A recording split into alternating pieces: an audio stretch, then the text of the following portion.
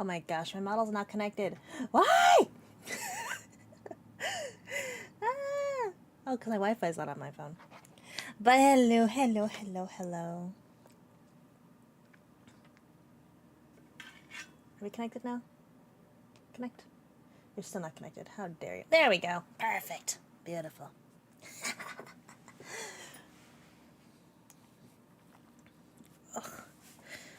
I'm using different headphones and it feels weird because I can hear myself talk and it's very weird.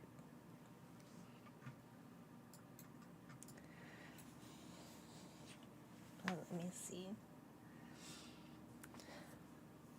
In the but welcome in. Yes, you're first. I had to get my gamer subs ready. This is not an advertisement for gamer subs unless they make me a partner. But the banana propaganda flavor is pretty good. Let's see.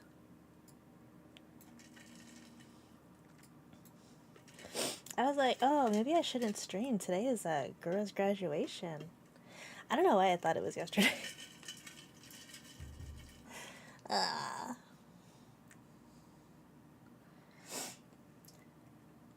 But it's the end of an era.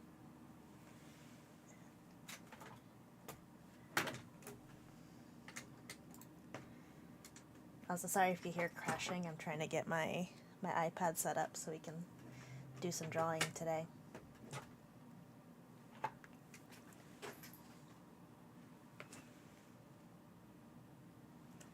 I just had the capture card. Where'd it go? If anybody knows like a better way of capturing the iPad to PC, that'd be great.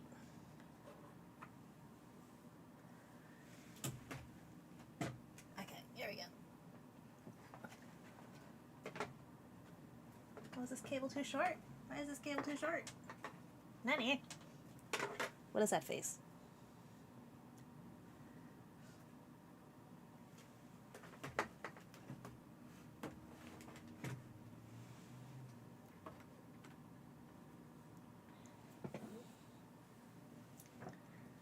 Let's see. Did I already thank last stream for 400? No, I don't think we hit 400.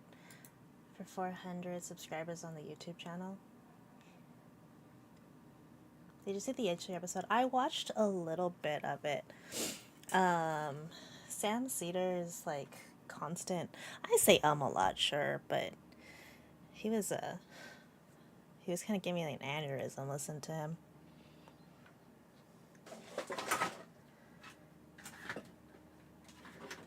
Were you watching it?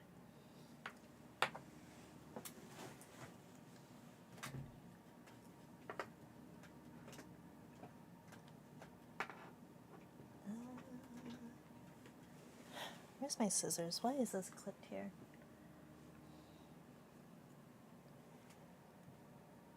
Hello? Thank God.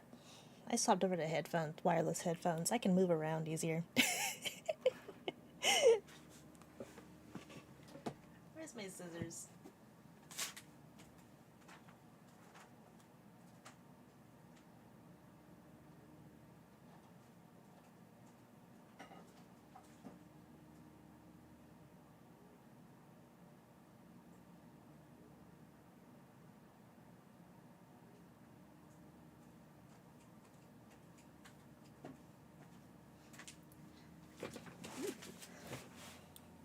Yes, Sam got mad. Yeah, and then I saw some clips on Twitter of Hassan. I guess they're debating on Friday.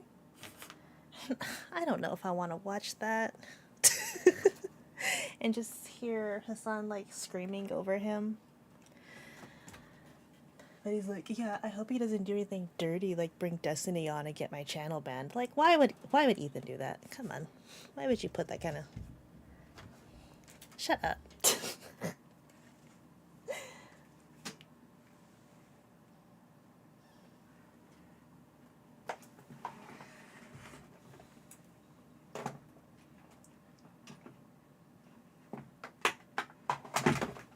There we go. Alright, sorry for the crashing.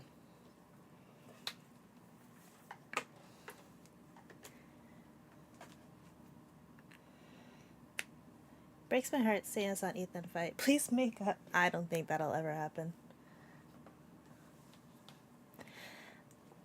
I don't think that'll ever happen. Okay, is it connected? Using an iPad. Oh, this is different. I forget my iPad updated.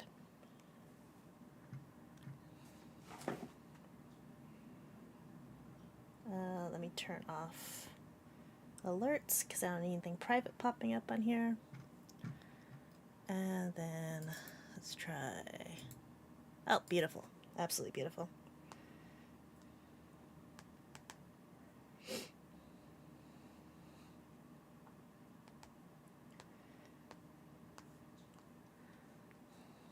Oh, the picture's already up on the screen. That's funny.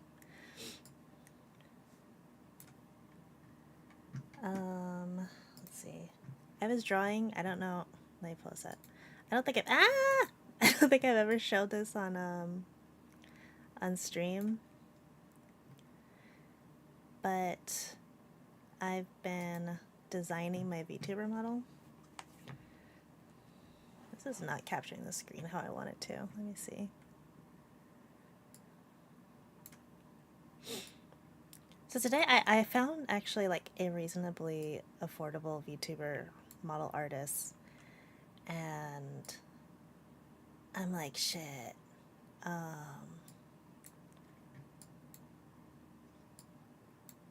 kind of want to hire them. I got sponsorship money from last month, and I'm like, should we do that? But like, part of me wants to like try drawing it by myself. You know? How do I rotate and is it this no, it's not this one. How do I rotate? I saw transform, flip, rotate 90 degrees. Not that way.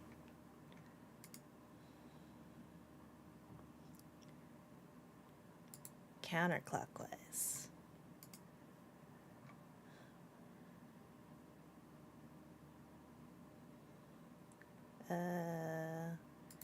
There we go. Better.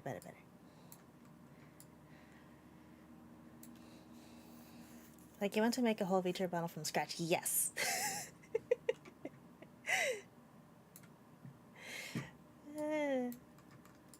So this is what I have so far for my design. I was trying to clean it up.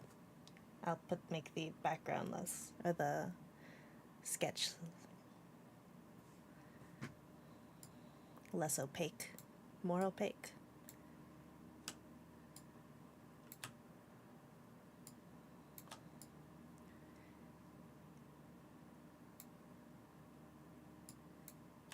Okay, so I'm hoping this.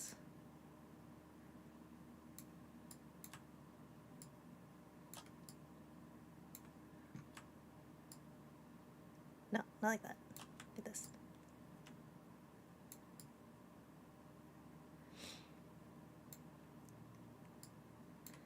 But no, I thought that would be, like I said, I'm not planning on doing like a VTuber debut, so I don't really have an issue with like doing the whole process on stream. And I found like a pretty thorough tutorial on how to make a model in Procreate, or how to draw the model in Procreate. And I'm like,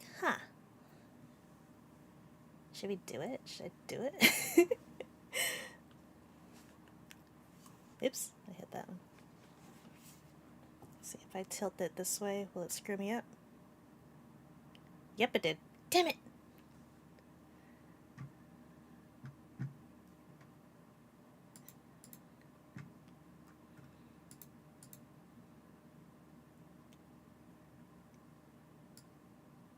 I need a much better way to capture my iPad.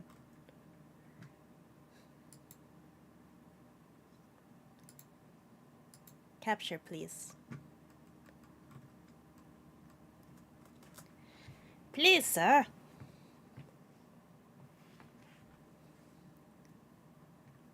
Oh, did you just really just waste my all my precious efforts? Okay, fine.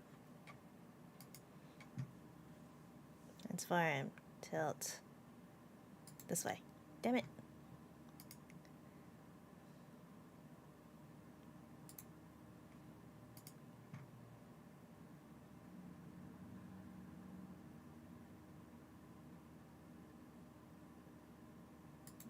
There we go.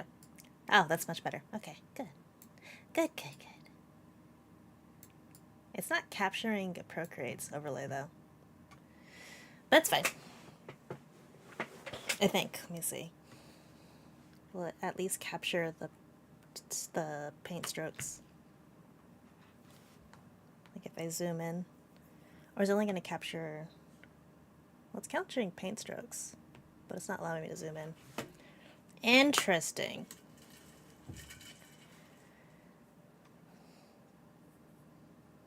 Why is that the case?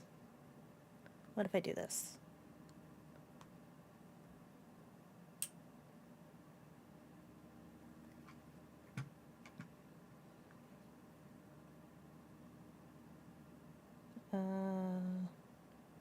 iPad.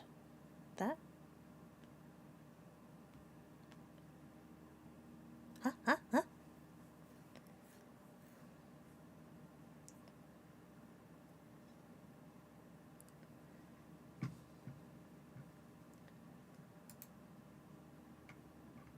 Sounds like pure suffering, to be honest. You're not wrong.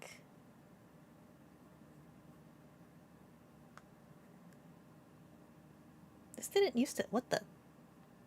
This didn't used to do that. What the heck?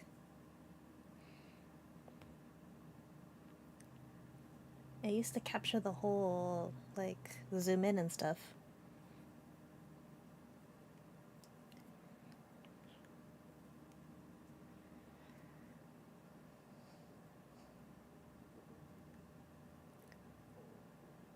Nani?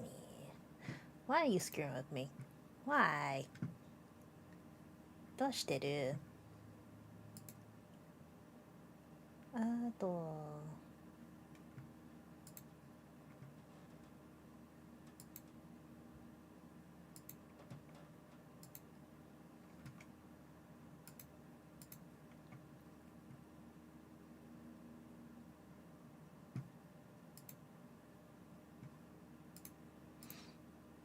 I'll admit I should have done this while I was in the just chatting screen.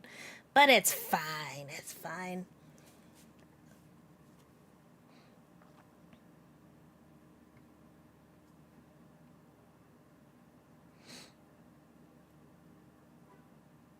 I was gonna cancel stream altogether and watch the Gura stream, but then I was like, I don't think I ever watched a Gura stream. I can't watch the last stream.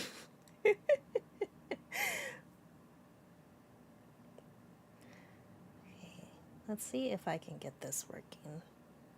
What if I turn off? Can I turn off screen mirror? I'm not like Apple savvy. Let me unplug and replug.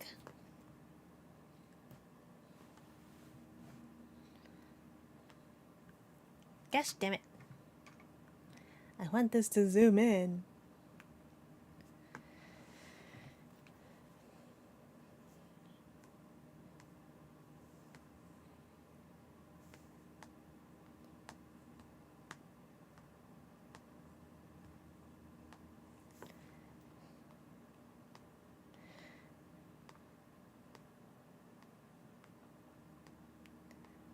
What is the phrase? It's like life is suffering.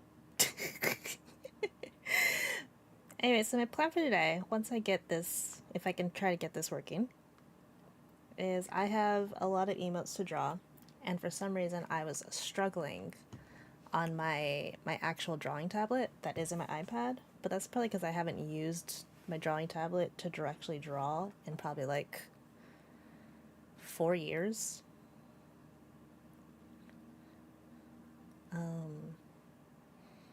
No, it takes some getting used to, getting back into the flow. So we have one new emote for the channel that I haven't uploaded yet, despite saying that I would. Actually, let's upload that now, yeah?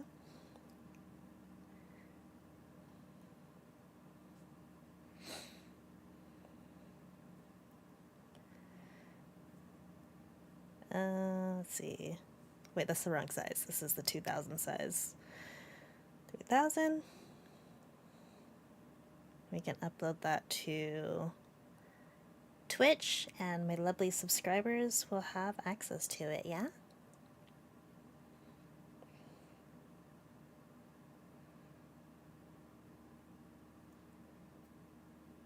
Oh, that's right. I turned my iPad to airplane mode. I'm just not trying to get doxxed.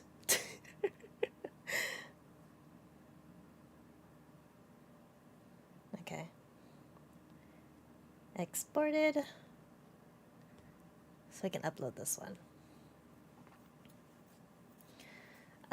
I'm not like super familiar with how membership like emotes work on YouTube, but whenever we get there, this will also be available on YouTube side.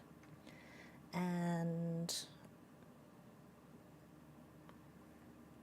I don't know, I've been kind of iffy about streaming on TikTok. I'm like 100 follows on TikTok away from 1,000, and I'm like, the environment is a little bit much sometimes. But I don't want to like abandon the platform. It's just, it can be a lot.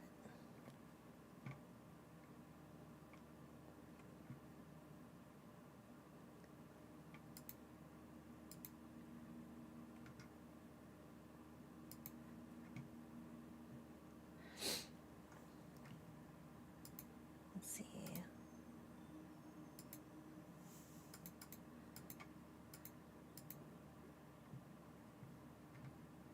So let's go over to the Twitch dashboard and let's upload it. It should be saved on my drive.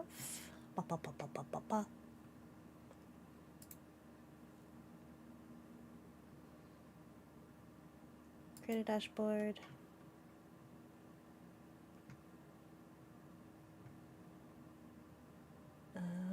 That's under view rewards, emotes. There we go. So let's get rid of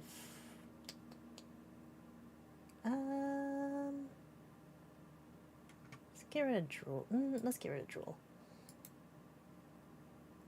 And add this one.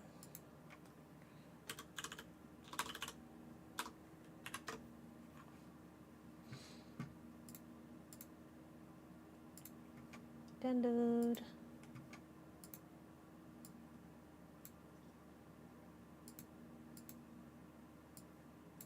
Upload. Ah, thank you for the follow.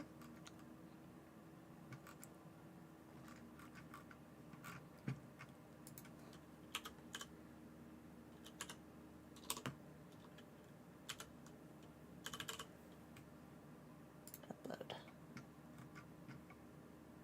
Perfect.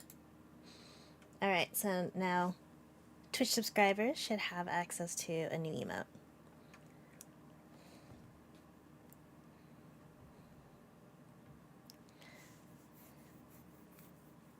And if you don't have it yet, refresh.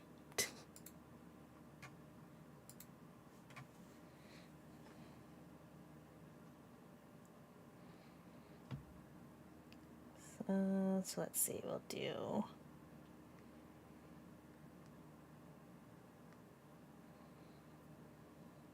move on to. I really don't get why it's not capturing the zooming in. And I'm gonna have to fix that. I just don't want to spend too much time fighting with that today. We'll come back to it.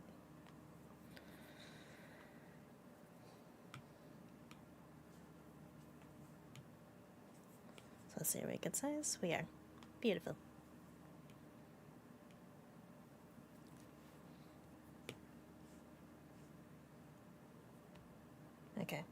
Beautiful. Perfect. Okay.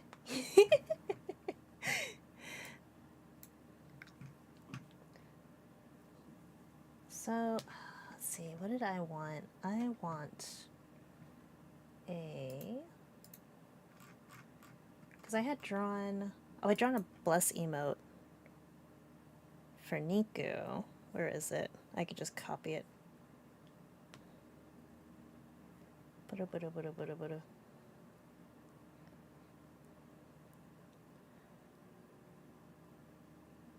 I had drawn a bless emote for Niku. Nice. Yay! It looks good. Awesome. I had a rough sketch of it that I could just use, and we can just get a bless emote up.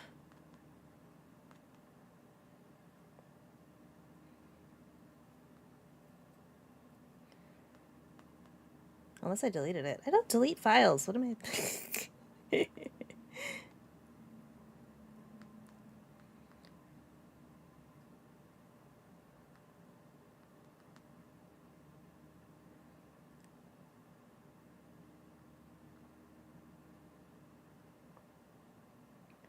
Is it here? No, it's not here.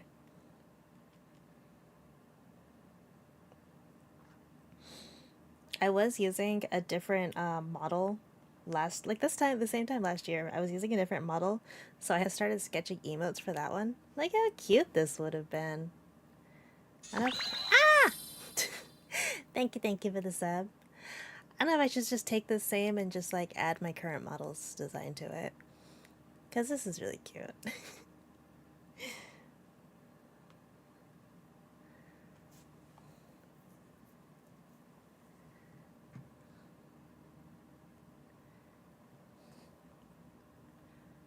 I might just do that though.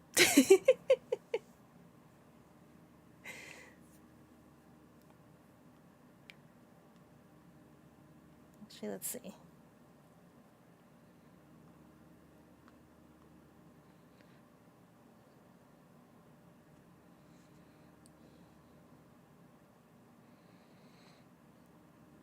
Lurk emotes actually are some of my favorite. Because I think it's like a good way, it's a fun way of entering a chat.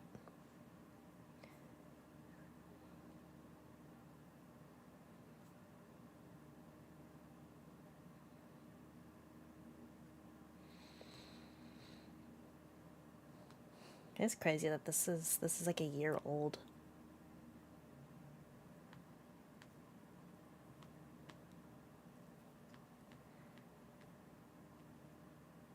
But I do feel definitely a lot of things have changed in like my art style. Some things have and some things haven't.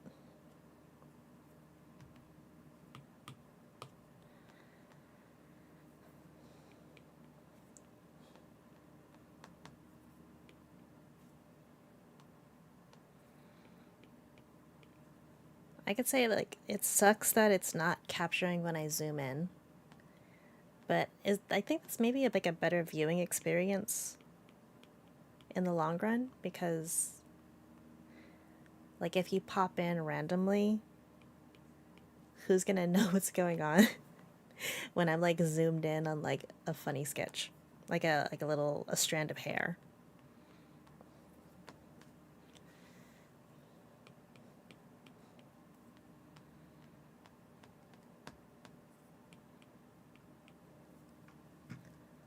Let me see. Yeah.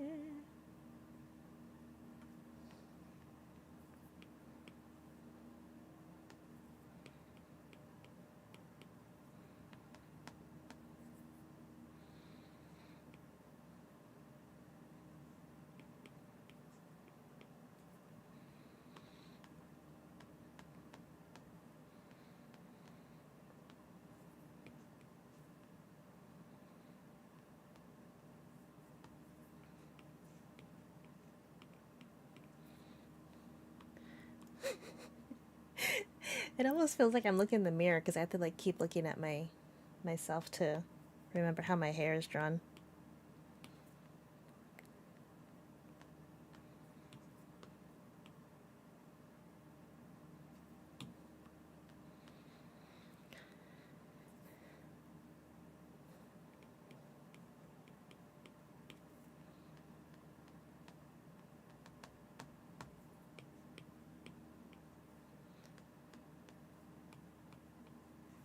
Um, but then I also, for today, so actually, let me pull it up. So I've been planning on making a video about Alien Engine. I don't know if anybody's seen it on TikTok, but it's like an AI project of like angels are like some of my favorite like storytelling devices. And I'm conflicted about its existence because it's AI. Yeah, art. All my homies hate AI art. Excuse you. And like just because I like the concept of it, I don't know if it's worth existing if it takes using AI art to make. You know, is that a valid thought? I think it's a valid thought. I'm a valid thought.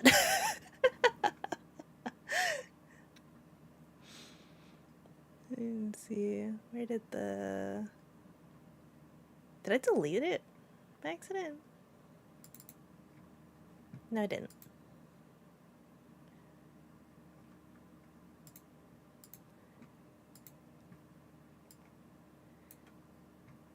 Oh, it's just backwards. That's why. Boop. But,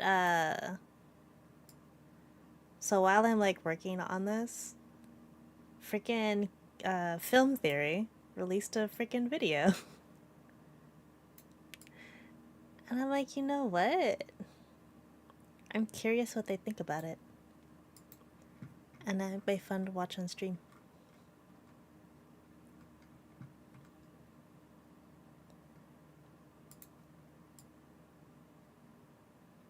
I'm a new sub to your channel. Welcome, welcome. Thank you for the sub.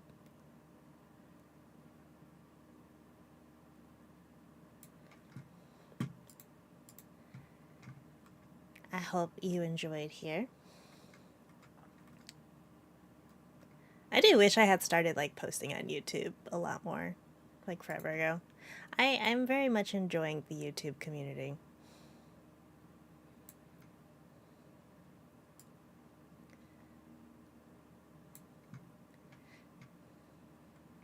But I grew up on YouTube, so I should like it.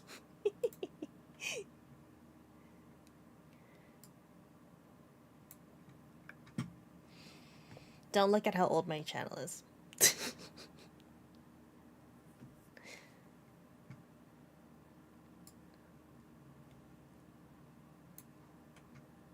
But it is funny how since I've been watching YouTube for so long that I've had a YouTube channel for so long and just never uploaded on it. If I check my channel stats on Social Blade, it's like you will reach, where are we at? 405 subscribers next year, essentially. And I'm like, yeah, if you went by the average from my channel, sure.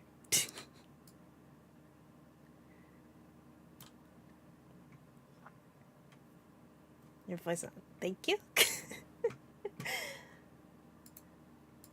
I've usually gotten that it's cute. Never think I've ever gotten that's hot. There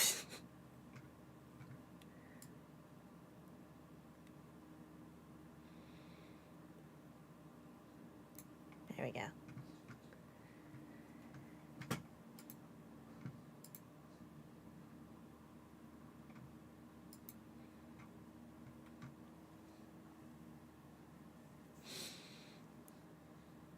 YouTube really hit you with the at this rate. Like, let me double check what it is exactly. If I pull up the Social Blade from my channel, it is.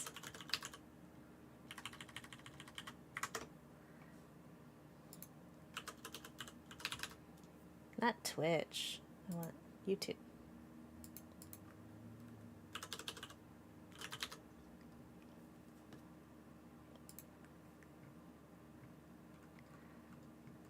So, Did I lose 2 subs or am I updated? So for future projections, it's showing that, so what is today? The 29th, April 20th. I should only have 127 subscribers today. That's what it's saying. Like, at the rate of your growth over the channel's, what, like 17 years of existence, you should only have 127 subs.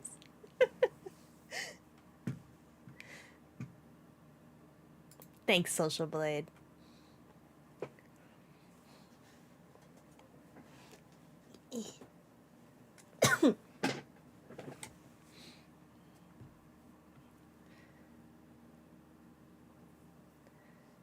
Okay. But we're gonna pull up Game Theory's new video. Let me see here.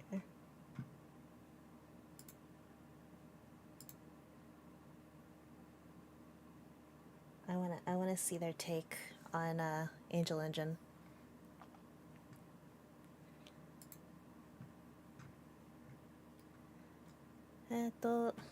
I lost where the browser is. There it is. Take a look at this face. Is it capturing the audio though?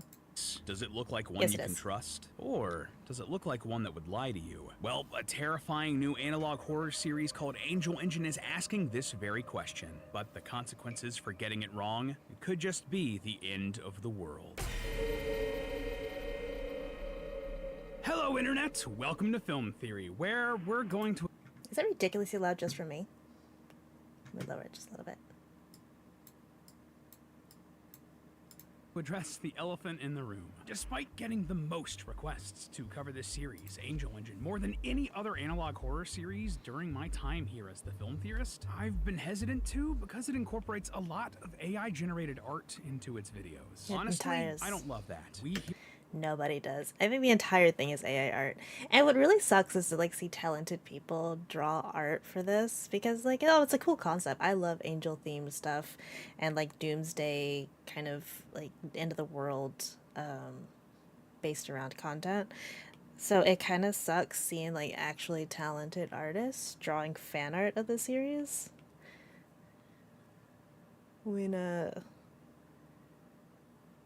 When it uses AI art and rips actual art from talented creators. Here at Theorists support human artists and will always strive to use human-made scripts, assets, and editing in our videos. Sometimes an asset will slip through the cracks. That actually happened last week with a Minecraft asset. We go through a rigorous quality control process during our editing, with at least 3 people looking over our videos looking for that sort of stuff, and it still got through. As much as I'd love to say that it won't happen again, I can't, and that's because generative AI is becoming so good that it's nigh on impossible to tell sometimes. And it's only going to get harder because it's becoming an increasingly larger part of mainstream productions. Every single day there's a new story about big budget film studios or game developers finding new ways to shove AI into their products. Movies use it, video games use it, clothes and commercials use it. Heck, Google's even forcing it into my emails and meetings. It's a matter of when, not if, it eventually gets into everything. And just yuck. But I don't know how we can continue to avoid AI completely. So I believe the right thing to do here is figure out the best way to move forward together. I'm going to be doing a big, serious couch video on this in the near future. But the big picture, whenever we cover something that we believe uses a significant amount of AI, we'll call that out so you can decide if you want to give that work the time of day. And we will also spotlight relevant, wholly human creators and projects when we do. If you want some of my favorites in the analog horror space right now, I cannot recommend Unknowingly, Dr. Nowhere, and Darian Quilloy enough. We've covered all 3 on the channel before, and I really want to revisit their work someday. And I also want to cover more human creators. I've been dying to explore series like Greylock or the Monument Mythos, but at this point, both of those series probably need hour-long explainers just to get everyone on the same page on the story before we can even start traditional theorizing. So, my question to you is, would you guys be interested in those explainers? Yes. I think film theory for like analog horror stuff, they should have like video essays and then release a theory episode. Because I like Wendigoon's long ass video that he made on the Walton Files. It's very entertaining. You can double dip on a project by making a video essay summary of it and then doing a theory as a second episode, like a two-parter, part 1.2. You could take that film there. Videos that really dive into the storylines of these series to make them digestible with a theorist twist. Please let me know in the comments below. Whew, serious conversation done, so let's actually talk about Angel Engine, shall we? If you don't know, this is a brand new analog horror series created by Unearthly Hub that builds on a lot of religious ideas and iconography, all while telling a depressing story. You know, classic analog horror fare. This story takes place in a not so distant future where humanity has found an infinite source of energy, and the only thing they need to do to harness it? Cage an angel. Yep, this is one of those analog horrors. A haunting story about angels, humanity, and a deceiver looking to destroy the world. Strap yourselves in, loyal theorists, as we climb to the top of the Tower of Babel and uncover what's really powering the Angel Engine. So, naturally, the first thing we should try to figure out here is, what the heck is going on in this story? I don't even know if they're gonna watch the videos. If you actually watch Angel Engine, it starts off with like 3 episodes of world building, quote unquote, but because it's AI art and it's not consistent, you have what looks like real life, not real life, but modern age, and then like some of the characters look like they're from an RPG game. So it's like it doesn't know exactly what it wants, where it wants to take place chronologically on Earth.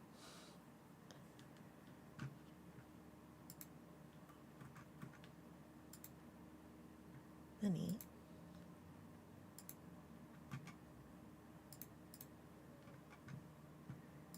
As of the writing of this script, there's only been a handful of episodes of Angel Engine, each only about a minute or 2 in length. The beginning of this story introduces us to this handsome fella. We're just gonna call him Triangle Head for now, who gives us a step-by-step He's guide more like on Square how to... Head, right? Wait, cage an angel? Man, YouTube tutorials really are getting niche these days. Anyway, Triangle Head gives us a handy 8-step guide, but we can sum them up in just 5. First, exploit the planet's resources until humanity is on the brink of extinction.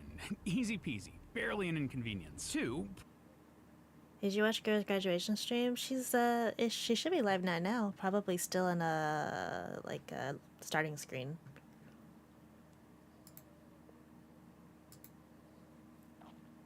Are you going to watch? Are you going to cry over the gooba? I don't think I've ever watched a graduation stream. Angel Engine guy though, he's if anybody watches Hell of a Boss, kind of looks like a Nightmare Fuel. Nightmare Fuel stole us. handy 8-step guide, but we can sum them up in just 5. First, exploit the planet's resources until humanity is on the brink of extinction.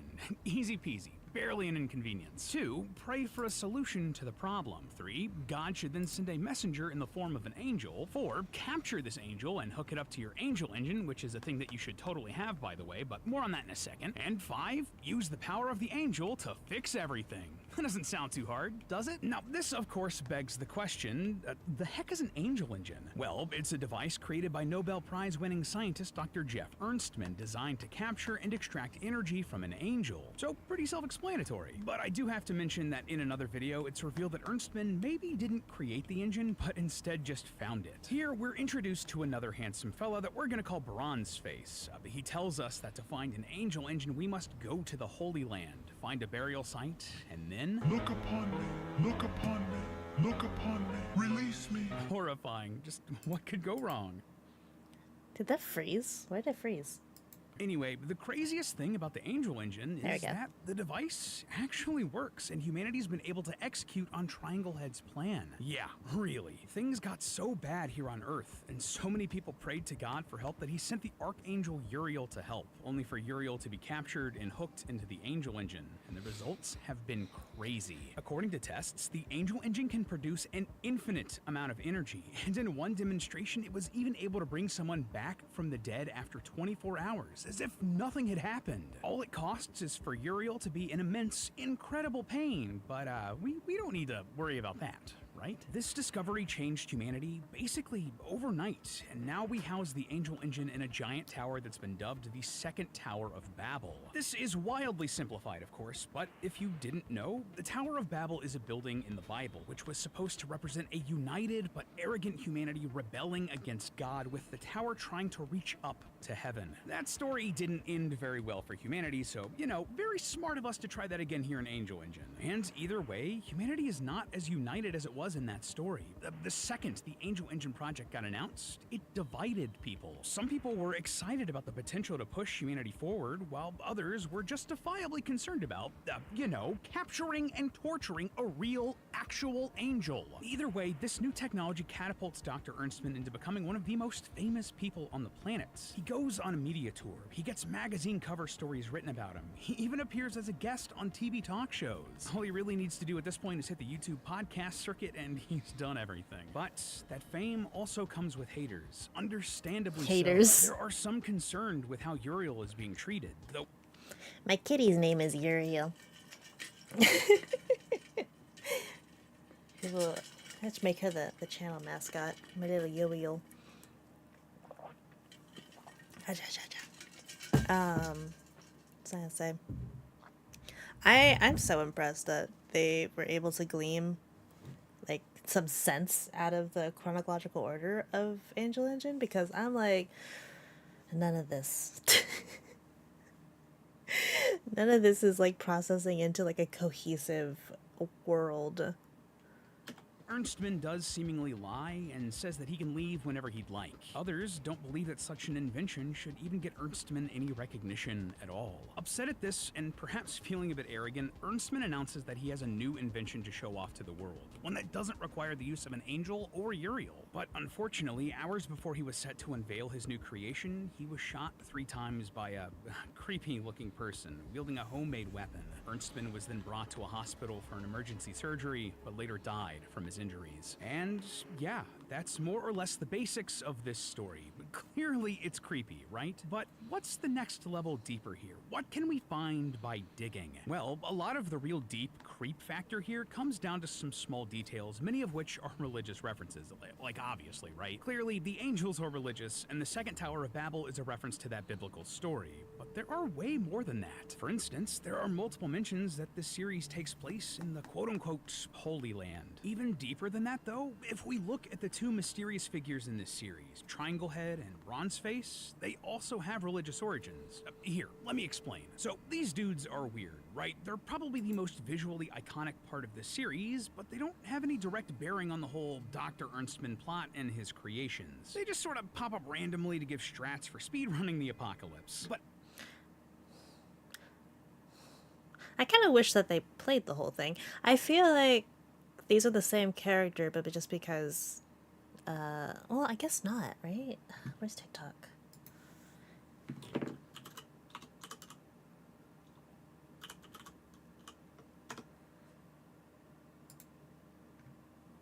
Load it.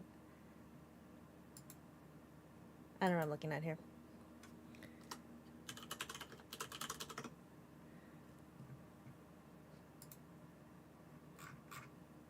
Let me see.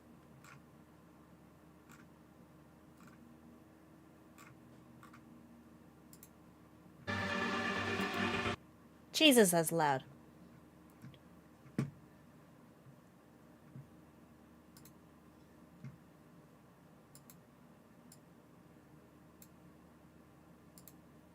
Let me see.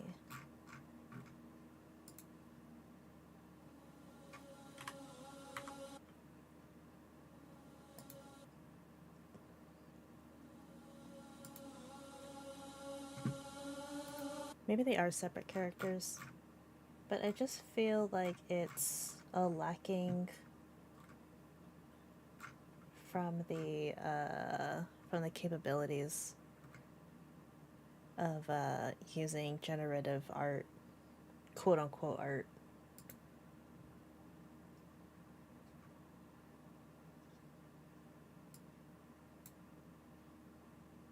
Huh, sounds valuable.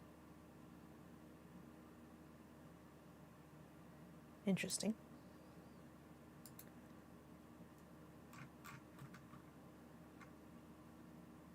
Although it looks like they updated. So I can check that out later. But I don't know, I feel like it's just a limitation of the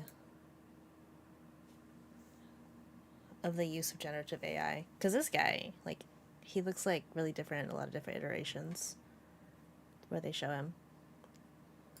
If we read between the lines and apply some knowledge from biblical lore, we can figure out exactly who and what these guys are meant to be. Let's start with Bronzeface, since he's slightly easier to work out. If we look at his design closely, you'll see a bunch of tubes and wires sticking out of him.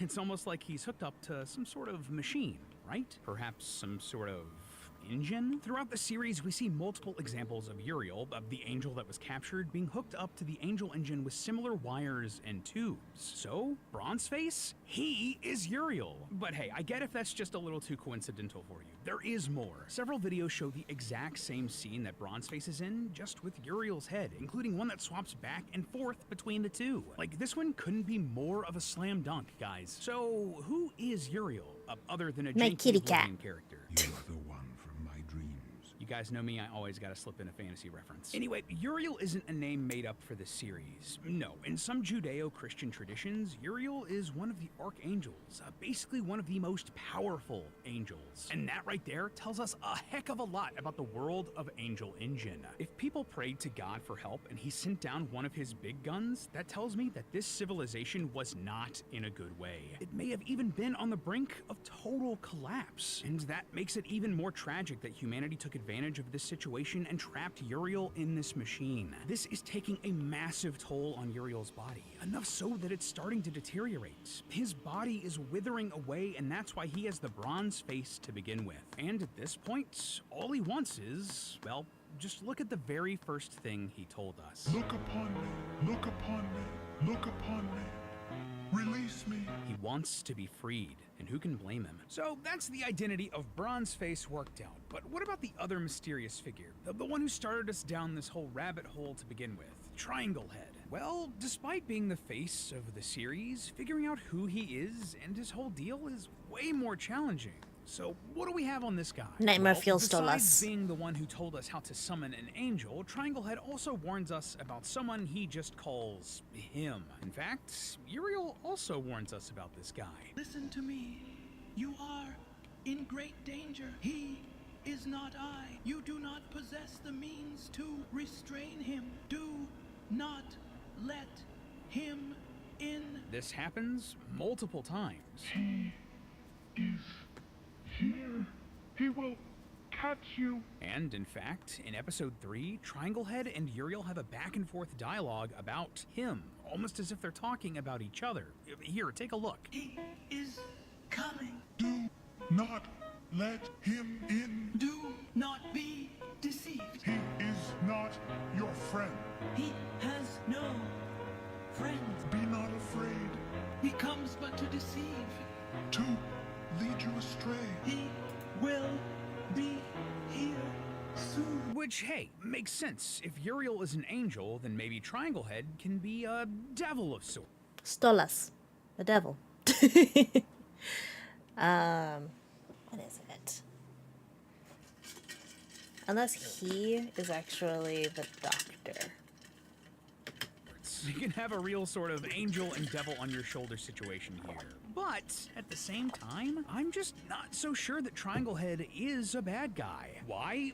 Well, both Uriel and Triangle Head constantly warn us about a mysterious deceiver throughout the series. Do not let him in. Do not let him in. Your first thought might be that they're just trying to warn us about each other, but that also doesn't make a ton of sense when you think about this in context. If Triangle Head is talking about Uriel, and Uriel is currently strapped into the Angel Engine, why would he be worried about letting him in? Is he talking about, like, into our minds? Into our souls? No, it makes more sense to say that we shouldn't be letting Uriel out. I don't believe that they're talking about each other. Uriel and Triangle Head are both trying to warn us about a different third person, a deceiver. But wait, if Triangle Head and Uriel are on the same side, then what does that make Triangle Head? Well, if Uriel is one of God's archangels, then perhaps Triangle Head is too. I mean, that would explain how he would actually know how to capture an angel and why he's constantly seen on a background full of stars. He's in the heavens. And after doing some digging, I identified which one he likely is: Gabriel. Gabriel appears a few times in the Bible to characters like the prophet Daniel and Mary, acting as a messenger of God and giving visions of the future. And hey, what do you know, but that sounds a lot like what Triangle Head does here in Angel Engine. I have traversed the gulf of time to bring you this message. They're both messengers who bring visions of the future who live in backdrops of the heavens. Triangle Head is Gabriel. Okay, so we have pretty good reason to believe that our two freaky faces are the archangels Uriel and Gabriel, and they're both warning us about someone they're calling a deceiver. So, who is that? Throughout the series, there's been a mysterious figure who keeps appearing in the background, not saying anything, just lurking. He seems to be a good fit, but That's me. who is he? Well, to nail that down, we'll need to dive into the Angel Engine ARG. Yes, there's an ARG here of a sort. And one What? Where? Where? I ain't seen none of this. the episodes, you'll see a URL reading angelengineinitiative.org, and of course, you know we had to check it out. And it's a real website. Here, No, you'll you're better find than a me. public statement from the Tower of Babel announcing that Dr. Ernstman has been shot. Y'all are much better than me. I'm like AI. I'm not even gonna follow the account. I'm just gonna watch periodically.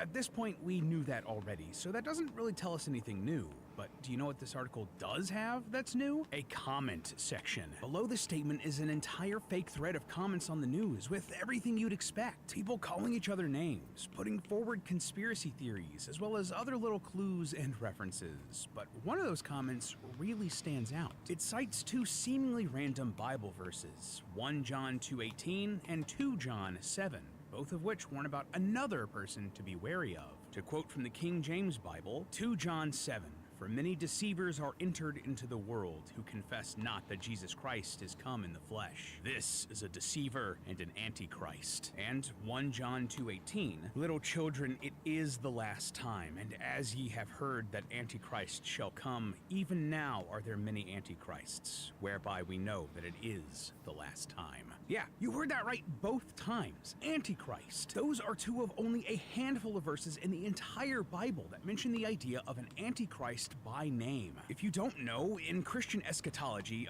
that's the study of the end of the world, the Antichrist is a sign that the end times are coming. There's a promise of someone or some people who will come and falsely claim that they are the second coming of Jesus Christ. And you know who else seems like they're acting like the second coming of Jesus here in this series? Dr. Ernstman. Think about it. Not only was he the one who seemingly invented or discovered the Angel Engine, which provides infinite energy and can heal people or even bring them back from the dead, but he let that fame go to his head with the desire to create and get credit for other inventions. One comment from the ARG site really drives this home, calling him a deceiver. Others mentioned that he was playing God or was not the real God. And come on, if this magazine cover doesn't spell it out clear enough that he's meant to be our representation of the Antichrist, I don't know what will. So if Dr. Ernstman is filling the bill as the Antichrist, what happens now? So what? I mean, he's dead. Well, as the story progresses, it seems increasingly likely that we may see him return. You see, in that comment thread on the Angel Initiative website, as well as the real comment thread on Instagram, many people are asking a pretty reasonable question.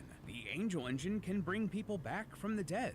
Why don't they just use it to heal Dr. Ernstman? I think that's exactly where they're going with this. And as one comment puts it, he's going to be the next miracle, but he's not going to be himself. I believe that couldn't be more correct. In the latest episode, after Ernstman is shot, we see what looks like his soul being taken by something, some mysterious creature. Honestly, it reminds me a little bit of the Truth from Full Metal Alchemist, but I digress. Anyway, if I were to guess, this monster is the true embodiment of the Antichrist, and it has taken Ernstman's soul in the afterlife. And if they resurrect Ernstman's body, this is what's going to be inside of it. He will become this horrible, terrible figure, the deceiver that Gabriel and Uriel have warned us about. And the only way to defeat him is going to be to release Uriel before Ernstman can deceive us, irreversibly corrupt humanity, and destroy the resources of the planet. All the more ironic since this series is so heavily created with the help of AI.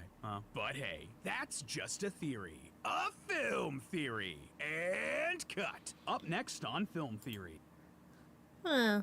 Maybe a little bit of projection there, Mr. AI creator, quote unquote.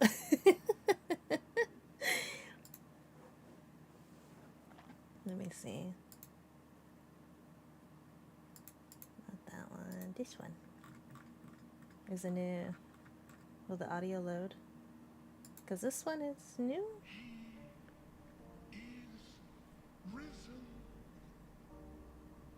Oh, no, this was on Easter.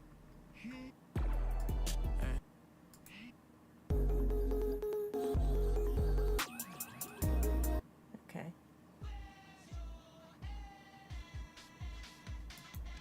Okay, meme crap. Anyways.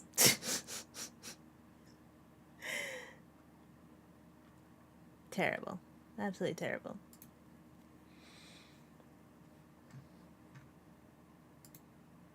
Film theory, good on you.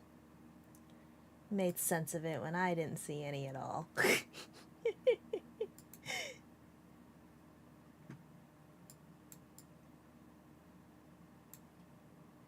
Let me see here.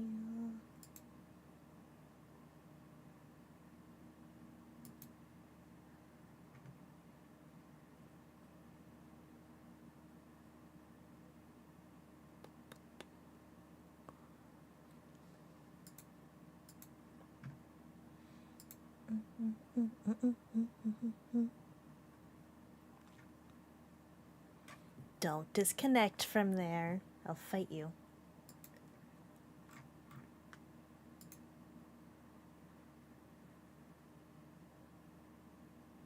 Kenji, please.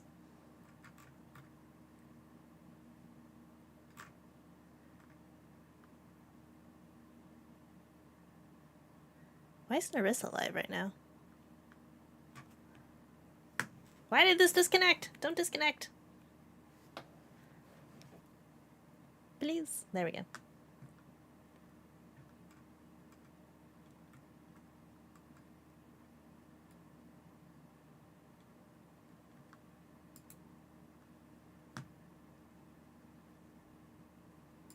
Because I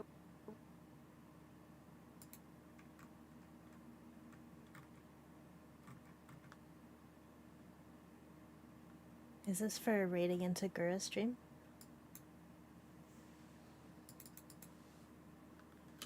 Gura-chan.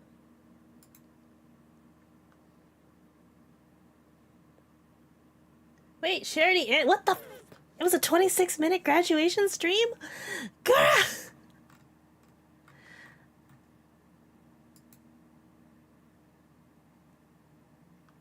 What?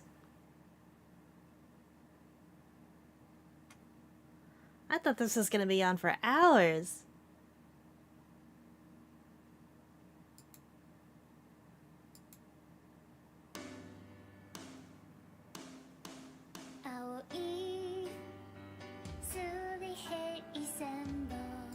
Aw, I don't want to get a copyright strike. Let's not do that.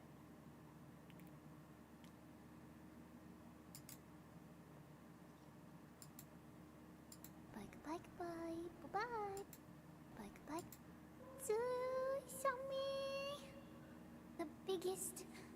Take care and be kind to yourselves. Okay? Okay. Good night and goodbye. Goodbye, goodbye, goodbye, goodbye, goodbye, goodbye, goodbye. Aw, she's so cute.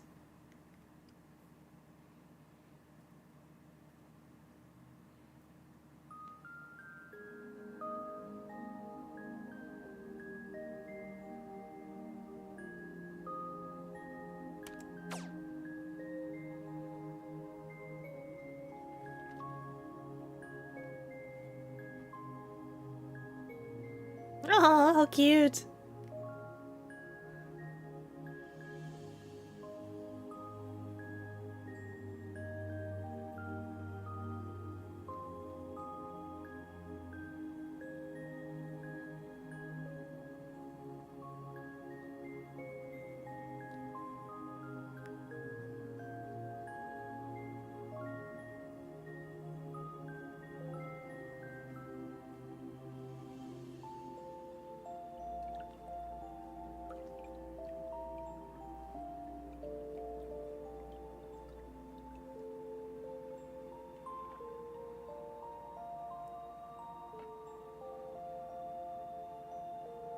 Another underrated view. Hello.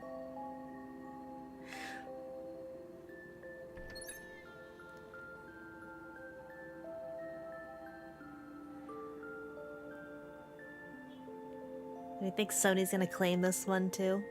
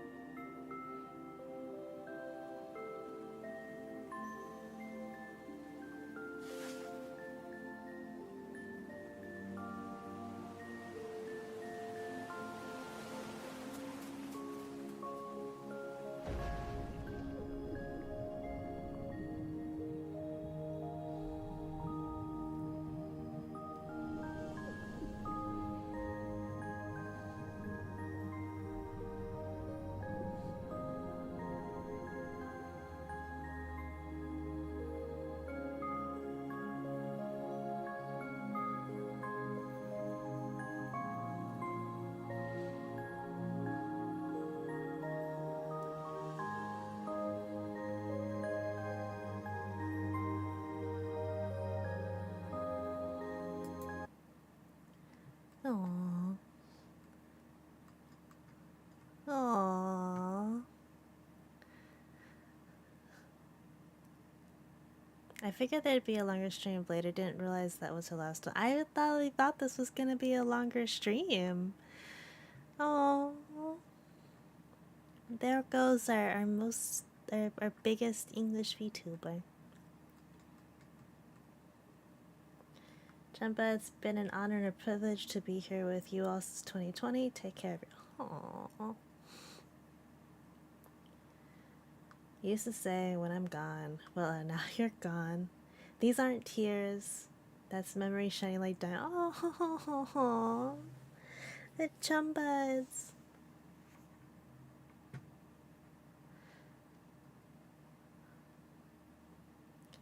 Pretty sure this is gonna get lost in comment void, but I feel like I gotta say something. I really leave comments, plus I'm not good with words, but thank you for everything.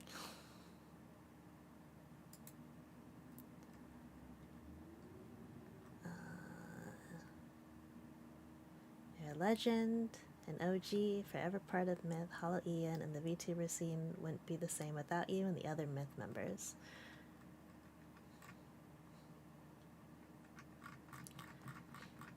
I didn't even watch Gura like that. Why am I feeling sentimental? Oh, I do really like Hollow Myth though. Mori got me into VTubers.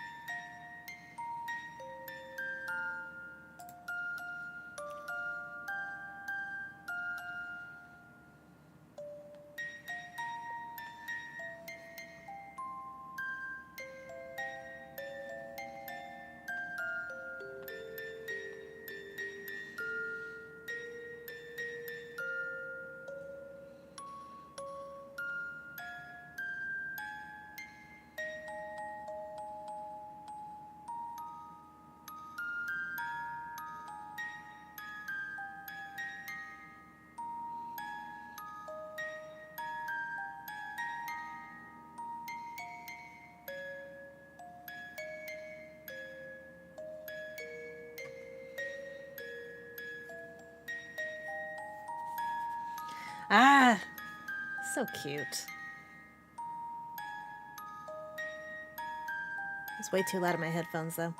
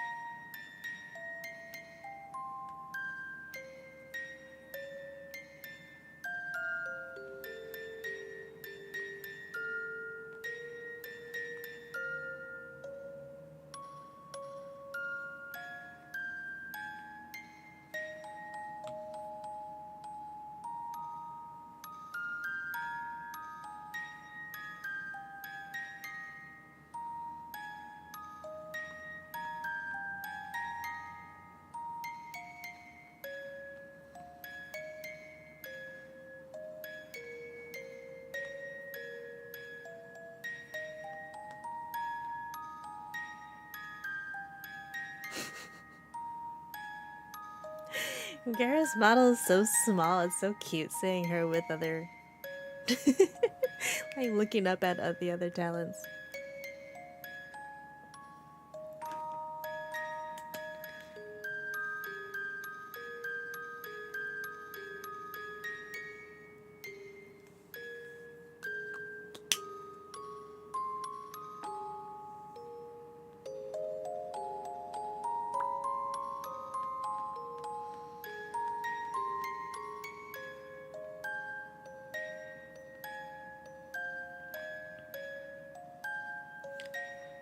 What does Justin Timberlake say when somebody asks what comes after April? It's gonna be May.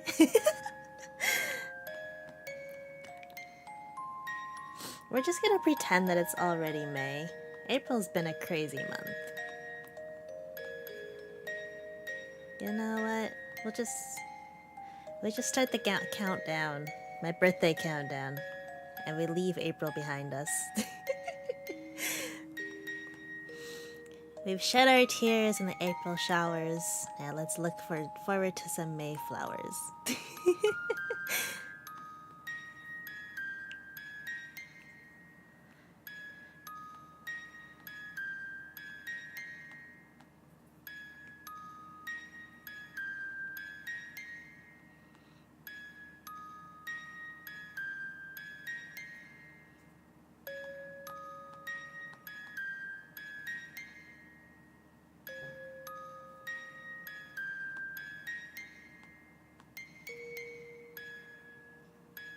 Hi, Froggy.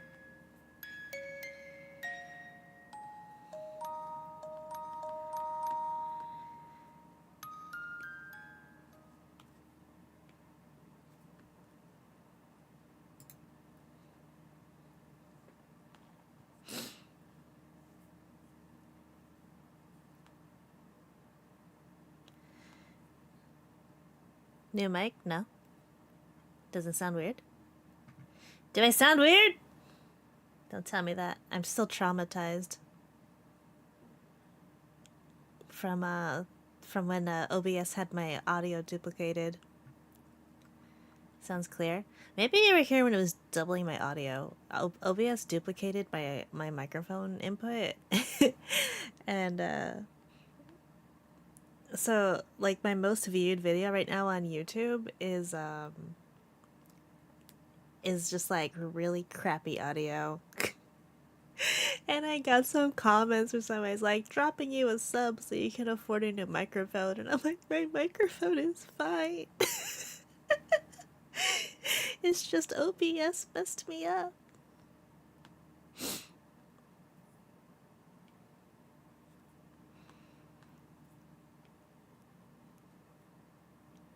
I like crapping out. No!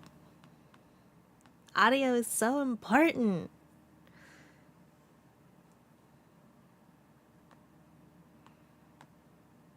Especially as a VTuber.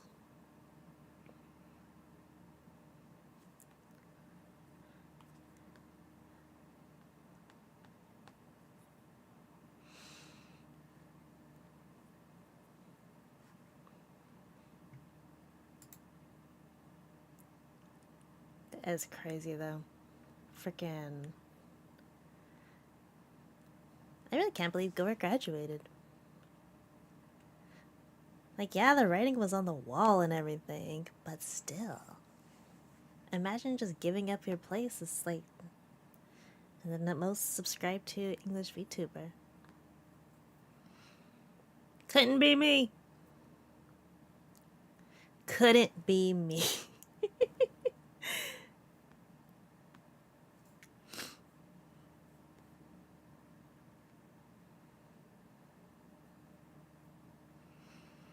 Do you know who Gura is, Froggy? Have I educated you well enough?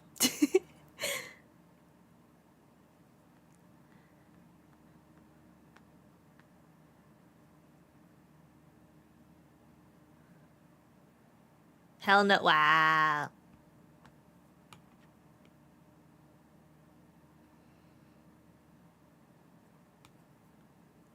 I know who Mouse is. You better know who Mouse is.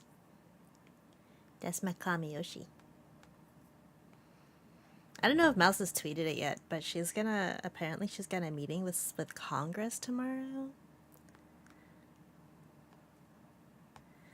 That's my Oshi.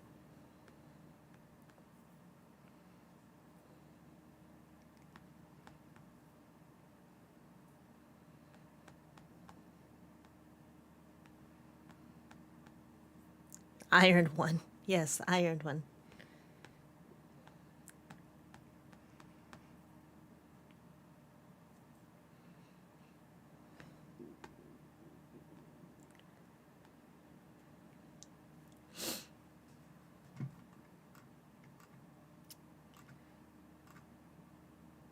Also with that whole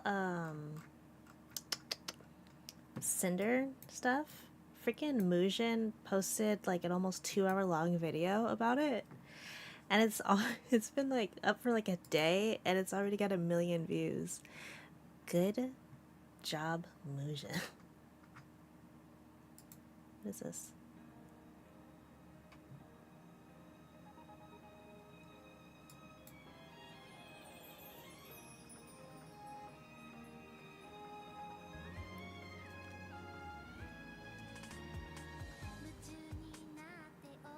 Oh, this is cute.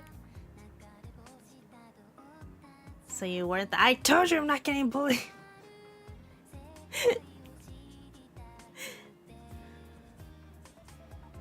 I'm the one that bullies. Let me fix. You can't bully me. I bully you.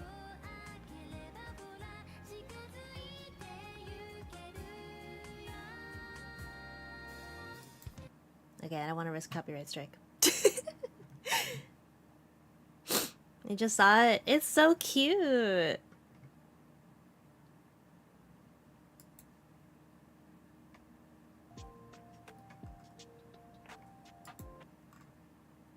Oh, wow.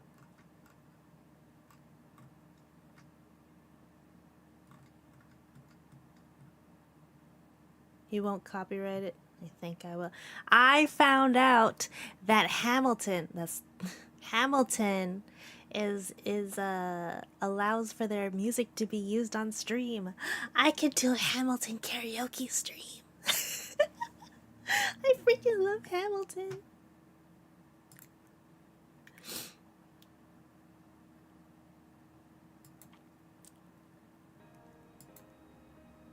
Done with Icy. Does Icy like Hamilton?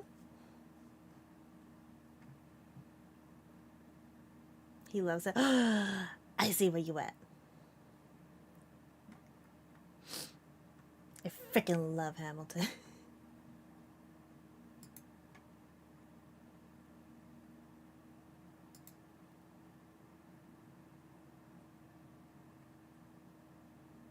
You have to ask. What? It's not my birthday! Not yet. Not yet. It's the countdown. It's the final countdown.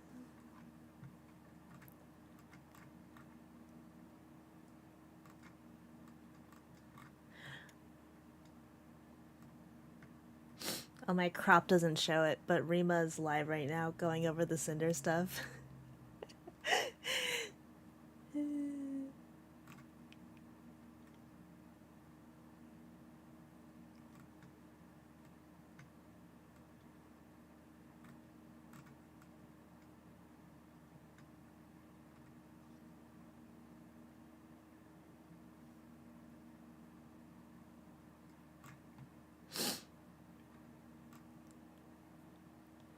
Can you give a very brief explanation of the bullying?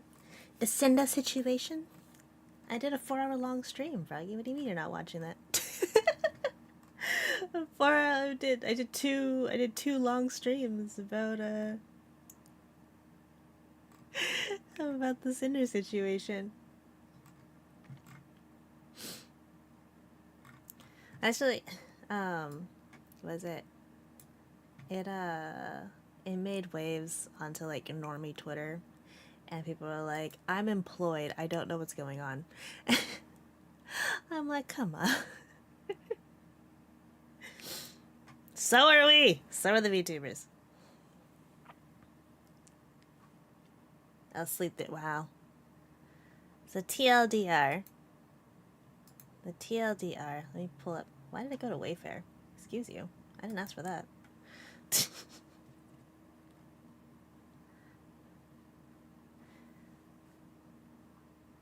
People that say they're employed but not happy.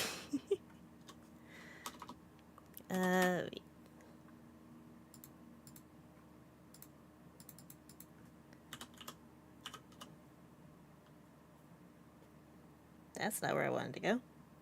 There we go.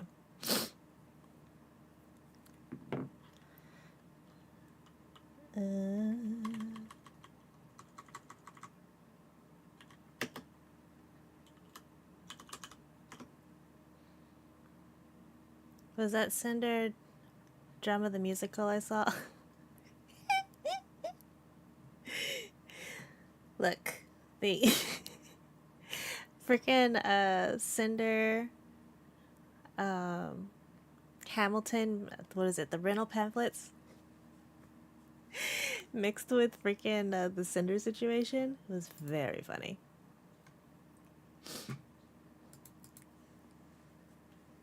Alright, Froggy. Here's a TLDR. So this is Cinder. Cinder is an independent VTuber, meaning that she works for herself. She doesn't work for a company. She is friends with such VTubers as Bow the Whale, and who else was involved? Cottontail VA, another VTuber. I know you have no idea who they are, so I'm showing you pictures. It's Cottontail. And she is not friends with Silvervale, who previously was a part of Bishoujo, aka the same agency Iron Mouse is part of. And stop giving me ads. Okay, so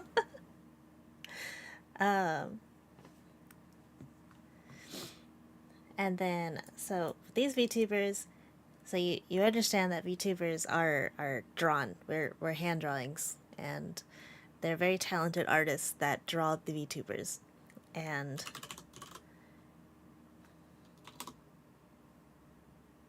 does Nautilus not have a page on here? Eee. Let me see. Did I type her name in wrong? Is that why it's not popping it?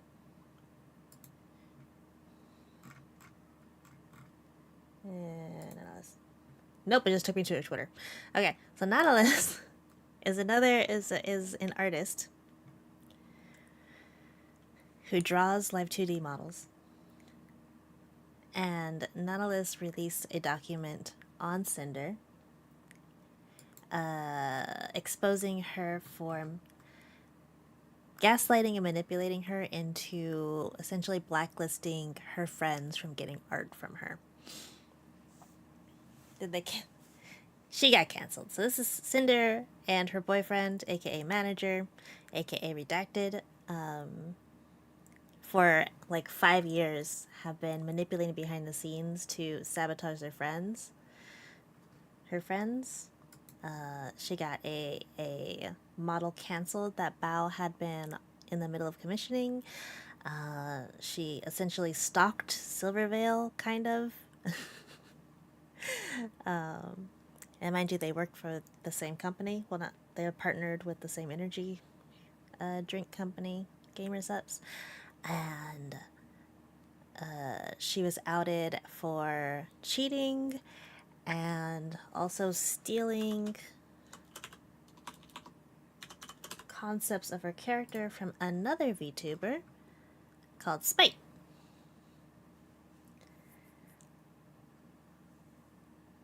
Are you? I know I'm not involved in drama. I told you I'm not involved.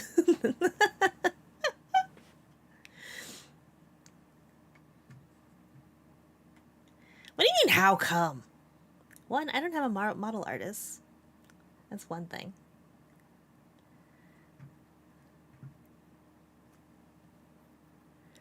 So I would not even be involved in this. This is stuff that's been going on for like 4 or 5 years. You're bad. But yeah, that's the TLDR of what was going on.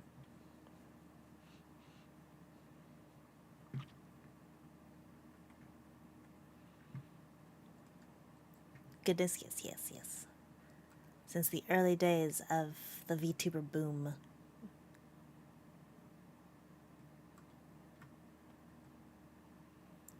I wanted to close this.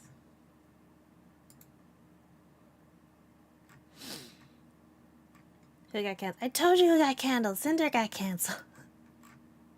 I am really curious if she's gonna come back. She's lost about like 30,000 followers on all platforms. Is she okay?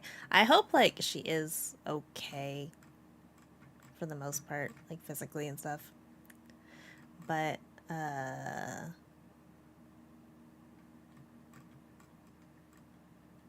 she's definitely irreparably damaged her career. Pepe, hi Niku, are you done streaming? Her apology was something. It was a thing. It was a thing. I think it goes down in five worst apology videos ever posted. She said she posted a document apologizing, but she didn't really quote unquote apologize. She kind of threw her boyfriend under the bus and tried to say it was all him. Yeah, look at him. He got 1 million views in this video. He's only posted a day. Good job, Mujin. Mujin's videos are like top tier. I just put it on the background just so I can give him the view, even though I already knew. Usually, like, I get more insight from his videos, but this is the one time I got to watch everything unfold freshly.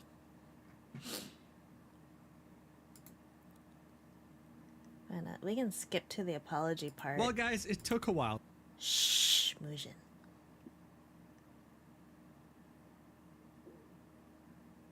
Psychopath. I hate these call you a psychopath, but you know it. With all these different documents and everyone understanding the real nature of who Cinder was, her career was effectively burning to cinders. Sorry about that. People were very patiently waiting for a more complete statement. So after losing over 10,000 followers and waiting more than 24 hours, she finally just published it 6 minutes ago. My apology. Let's see if this can actually save her career. Cinder starts off by saying, "There's nothing I can say to make this better, but I will try my best to properly convey my feelings, frustrations, and mistakes. I'd like to explain my point of view and apologize to each party affected. Redacted has been my co-content creator since I began making content, managing all aspects of what I do and being a major part of why I'm here. We have also been in a relationship since the start of my endeavors. It's I don't think she had to admit that she was in a relationship. I don't think it's anybody's business. But it does have credence to that what's his face?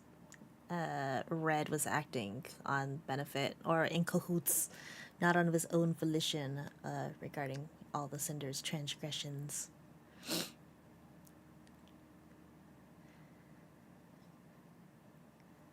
If you started on page 5 and read like 3 words, only she said sorry. It's It was a whole lot of fluff, a lot of excuses, and a lot of throwing her boyfriend under the bus. She can't just blame anyone. It has to be her boyfriend. Well, he's in the DMs, and he put thoughts in her head. no secret that many VTubers choose to keep their public and personal lives separate, and I'm no different. As of yesterday, he is no longer working with me, and I have not extensively discussed any of this with him. Where our personal situation goes from here will be figured out between us privately. I never intended to mention us publicly, but given that the claims are out there, I want everyone to know I'm taking this seriously. No, you're not. He should have thought about a career. Nico, if I ever get canceled as a VTuber, can I throw you under the bus?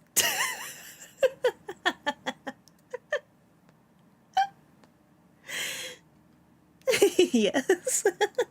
I would never do that to you. I'll agree to it all. After years of working on everything together, his hyper-business-oriented outlook warped my view of what it is I should be doing, and what should be important to me as I navigate this career path. I have and why is she sexist? As it is, and being around projects and streams all day every day made me lose sight of the point. It took all of this happening for me to realize this behavior isn't normal or healthy, and it's not an outlook I want to have. This doesn't absolve me of the things I've willingly done wrong and went along with, or the way I've treated people who were fully undeserving. Guys, right off the bat, it's not looking good, okay? This is not going to change much if the rest of the apology is looking like this. But anyway, she continues, in regards to Nanoless, for the majority of the time working with her, Red was the one almost solely doing the communication about new plans and negotiations through his private DMs. Nano had a project server we were all a part of where the actual art and models were worked on, but the conversations were focused around the work itself. I was not fully aware of the extent of Red's manipulation over Nano's commission decisions, and I should have been more diligent in my oversight. Every time I had been told that Nano had agreed to work on a new commission with me, it had been willingly and with excitement. From my point of view, it was that she genuinely wanted to be working on these things. I wanted to work with Nano as much as I possibly could, making her art the face of my brand. We had come to the conclusion that it would be in my best interest to talk with Nano about making more time for my projects by negotiating with her to cut out other work. This was wrong for us to push onto her, and it was wrong to the other creators who wanted the chance of working with her. There was only one specific creator we were responsible for naming and pressuring Nano into reconsidering projects with, not an entire list of. So why do we have a list? She made me throw my Reyes figure. Who, me? What is it? It's crazy. What was it? And then like doubling down on like, oh no, we shouldn't have asked for an exclusivity deal. Like, that's fine if you want an exclusivity deal. You just should have paid up. You know, like, she could have avoided all of this had she just been like paid the money and been like, hey, can we just make you our in-house editor? You only work for me. We will pay you a monthly income to just be my model mama. You can finish whatever commissions you have going, but like, you work for me exclusively, and just paid her like X amount of money, you know, whatever she asked to become her only live 2D artist. Did she not pay her like I was thinking? She was just asking for favors. So essentially they were like, hey, what would it take for you to just be our artist? And like, she's like, oh, let's get back to you. And instead of like, Nano tried to like propose like a monthly income, like that would make it fair for her. But instead of going with that, they're like, you know what? Change your mind to that. How about whoever asks you to make a model, just tell them no and then commission us. We'll do it. We'll put it in order.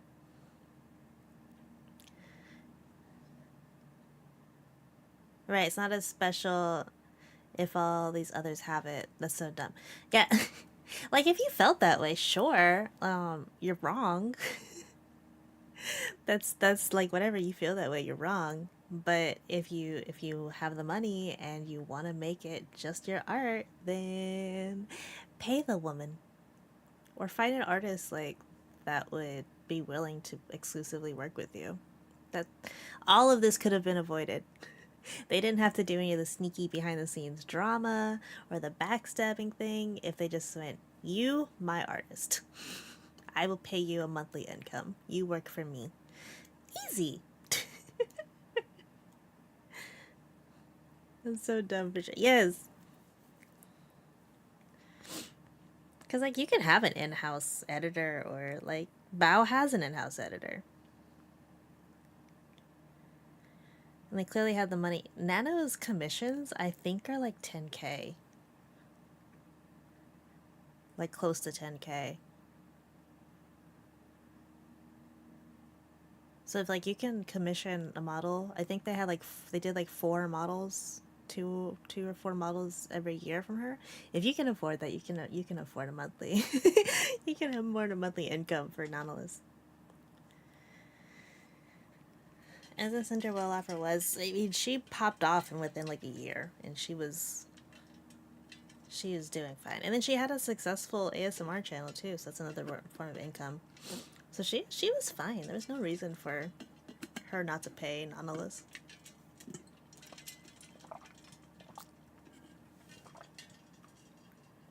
Literally no reason.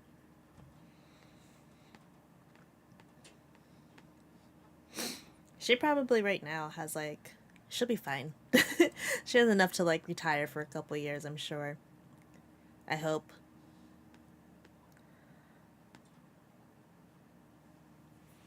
Of her own volition, Nano canceled a large portion of her model commissions last September. However, the claim that I was just using her is wrong. Wait, no, this is completely undermining what actually happened. Redacted pressured Nano to not work with Bao, Cotton, Silver, and there was even mention of Geary in there. And let's not forget that more recently, Shy Lily was included in there too. So for Cinder to say Nano canceled these of her own volition. She became partial owner of Gamer Subs, which I can't imagine is cheap to buy into. I'm really curious if there's any information about how that contract with them goes. Because, I don't know, the way I'm thinking about it is that their membership or like partial ownership into Gamer Subs is more of like kind of like a figurehead. Like you get a little bit more clout in the company, you have like a little bit of say in like projects. But it's more of like an image thing, more so than like paying for shares. Like GamerSubs isn't a public company or anything. It's just like, you know what, we're just like, you're part of this little club. That's why Lily was able to do the V card project.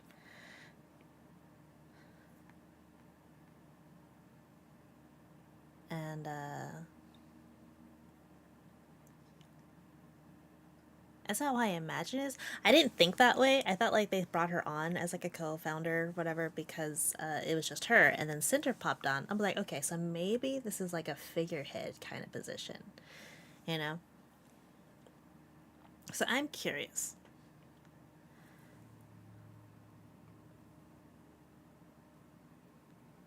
Is wild, seeing that they manipulated her into doing so. And Gura will be a tough act to follow.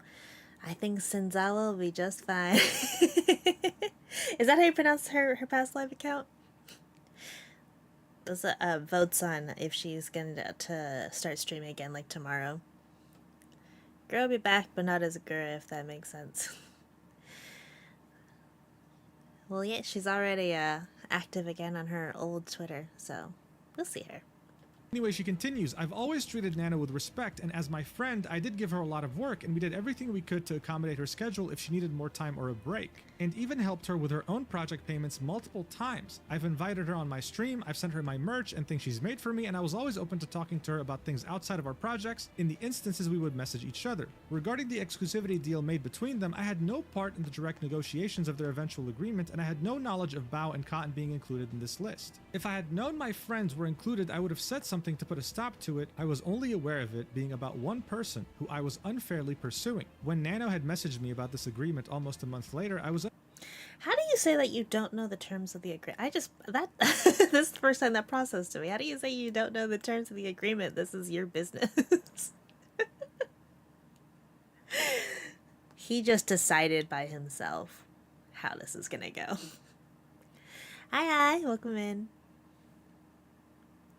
under the impression this was only about Silvervale. I was upset, and my initial messages to her were very guilt-trippy, but I wasn't going to force Nano to do anything she wasn't okay with, and tried reassuring her that I was okay with her decision. Nano had also never come to me as seriously and professionally as her document was looking to address the issues she had with either of us, or to terminate our partnership. I had no idea there was even a conversation about Shy Lily recently between Red and Nano until reading her document. It's true I had confided in Red that lately I hadn't been hearing from Lily like I had in the past and was worried something was wrong, but that's as far as it went, and he took it upon himself to try digging for more info. And I was never even aware Nano was ever planning to work on a model for another one of my friends, Giri. I do not condone anything about what Red said about Bao in these DMs either, and him using we and our in this context is abhorrently incorrect and I believe was done to gain greater credibility behind what he was saying. Yes, Red and I were initially upset when Bao hired my editor, and I took it personally when I shouldn't have. I felt as if maybe my content wasn't good enough or like I wasn't paying enough for his work. But I accepted it and was happy for him for getting that bag and supporting one of my friends at the same time. Girl. I don't know, at this point, these things are very hard to believe. If she confided in Red how pissed she was, she's admitting that yes, she was pissed and she confided in Red. Red then used this information to add them to the blacklist. But regardless, those feelings are not things you're meant to feel towards friends. Anyway, she continues and she says, and yes, I was also upset when Sack, the Boss Rush music video editor, had told us that he won't be working on any future project with us and would instead be working exclusively for Bao. But Red got it in his head that it was Bao's fault that it happened and seemingly held a grudge against her for it. He was very passionate about Boss Rush and the potential future projects around it, but he told me about a music video editor as talented as Sack. The future projects wouldn't reach the same heights, so he created this headcanon that's laid out in those DMs. I wasn't convinced this was the case, but it's my fault for never speaking with Bao about these things directly to clear things up and letting it spiral to the point it got to. Every comment here about her own music, guilt-tripping, and claims about our shared feelings towards her are disgusting, and I honestly don't know why you thought this way about my close friend beyond the resentment over those two things, or why it was worth sabotaging her over. Like, again, if you had the time to confide how pissed you were about this to Red, you could have messaged Bao to clear things up. Assuming you had no idea what Red did, it's still kind of a problem that you didn't want to clear this up in one DM. She goes on to say, the "it's just business" screenshot of my DMs with Nano's document was from November of 2023, and I'll go into my thought process of everything I said here. What Red was trying to explain to Nano is that if everyone has a model by her, then the innate value of her models overall are diminished by there being an oversaturation of that type of model out there. If everyone in the world had a VTuber model done by her, then the value of having her model wouldn't be the same as if there were only a handful of them, which she viewed as a negative for me. I understand where he was coming from with this, but in the VTuber space, this isn't something we should have pursued, so I was never upset seeing new model siblings. In many cases, I was there cheering them on at their debuts, and looking to Once again, that is totally fine if you wanted her to be your only editor, or Live 2D. You just should have paid her monthly income instead of trying to guilt trip her.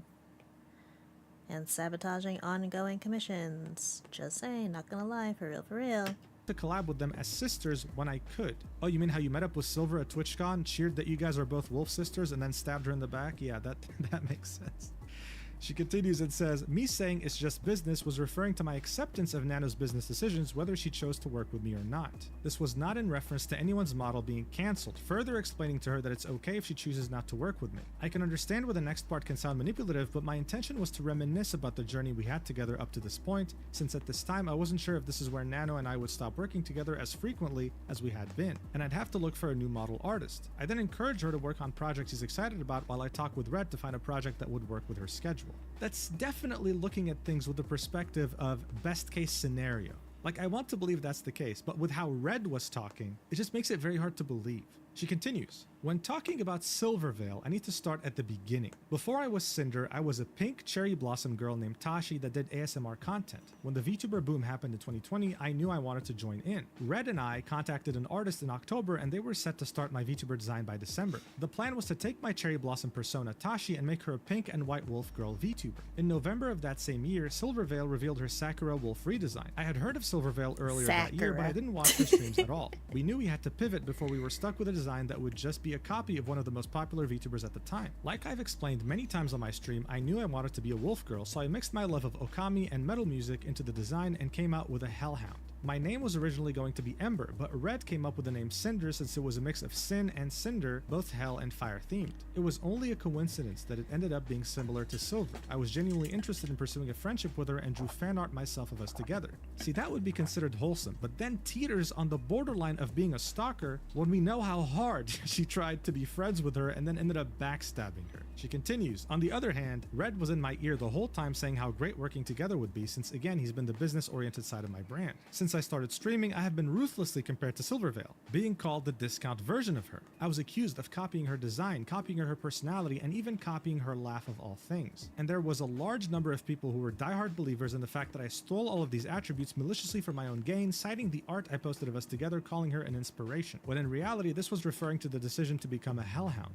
The only time Silvervale was mentioned in the original designing of my character was when we explained why we were pivoting to something else, and there were no references of her character involved. I grew more and more resentful of Silver over time between the constant belittling of myself, a controversy around my first waifu cup, and other incidents, even though she herself never interacted with me directly. And it was also that fact that made me insecure, like I wanted to know if she believed all these things or not.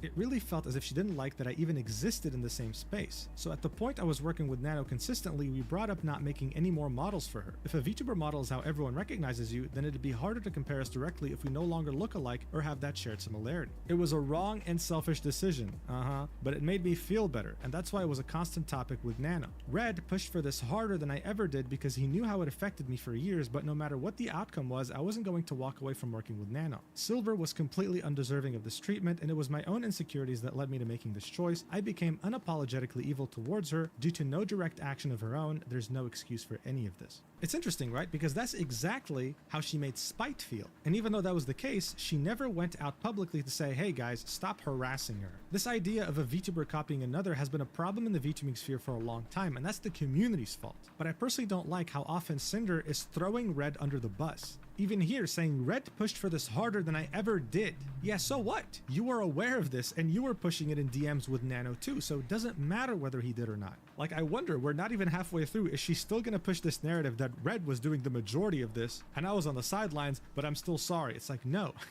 no, you were very much aware. She continues, moving on from Silvervale, let me talk about Spite. Once Let me see something.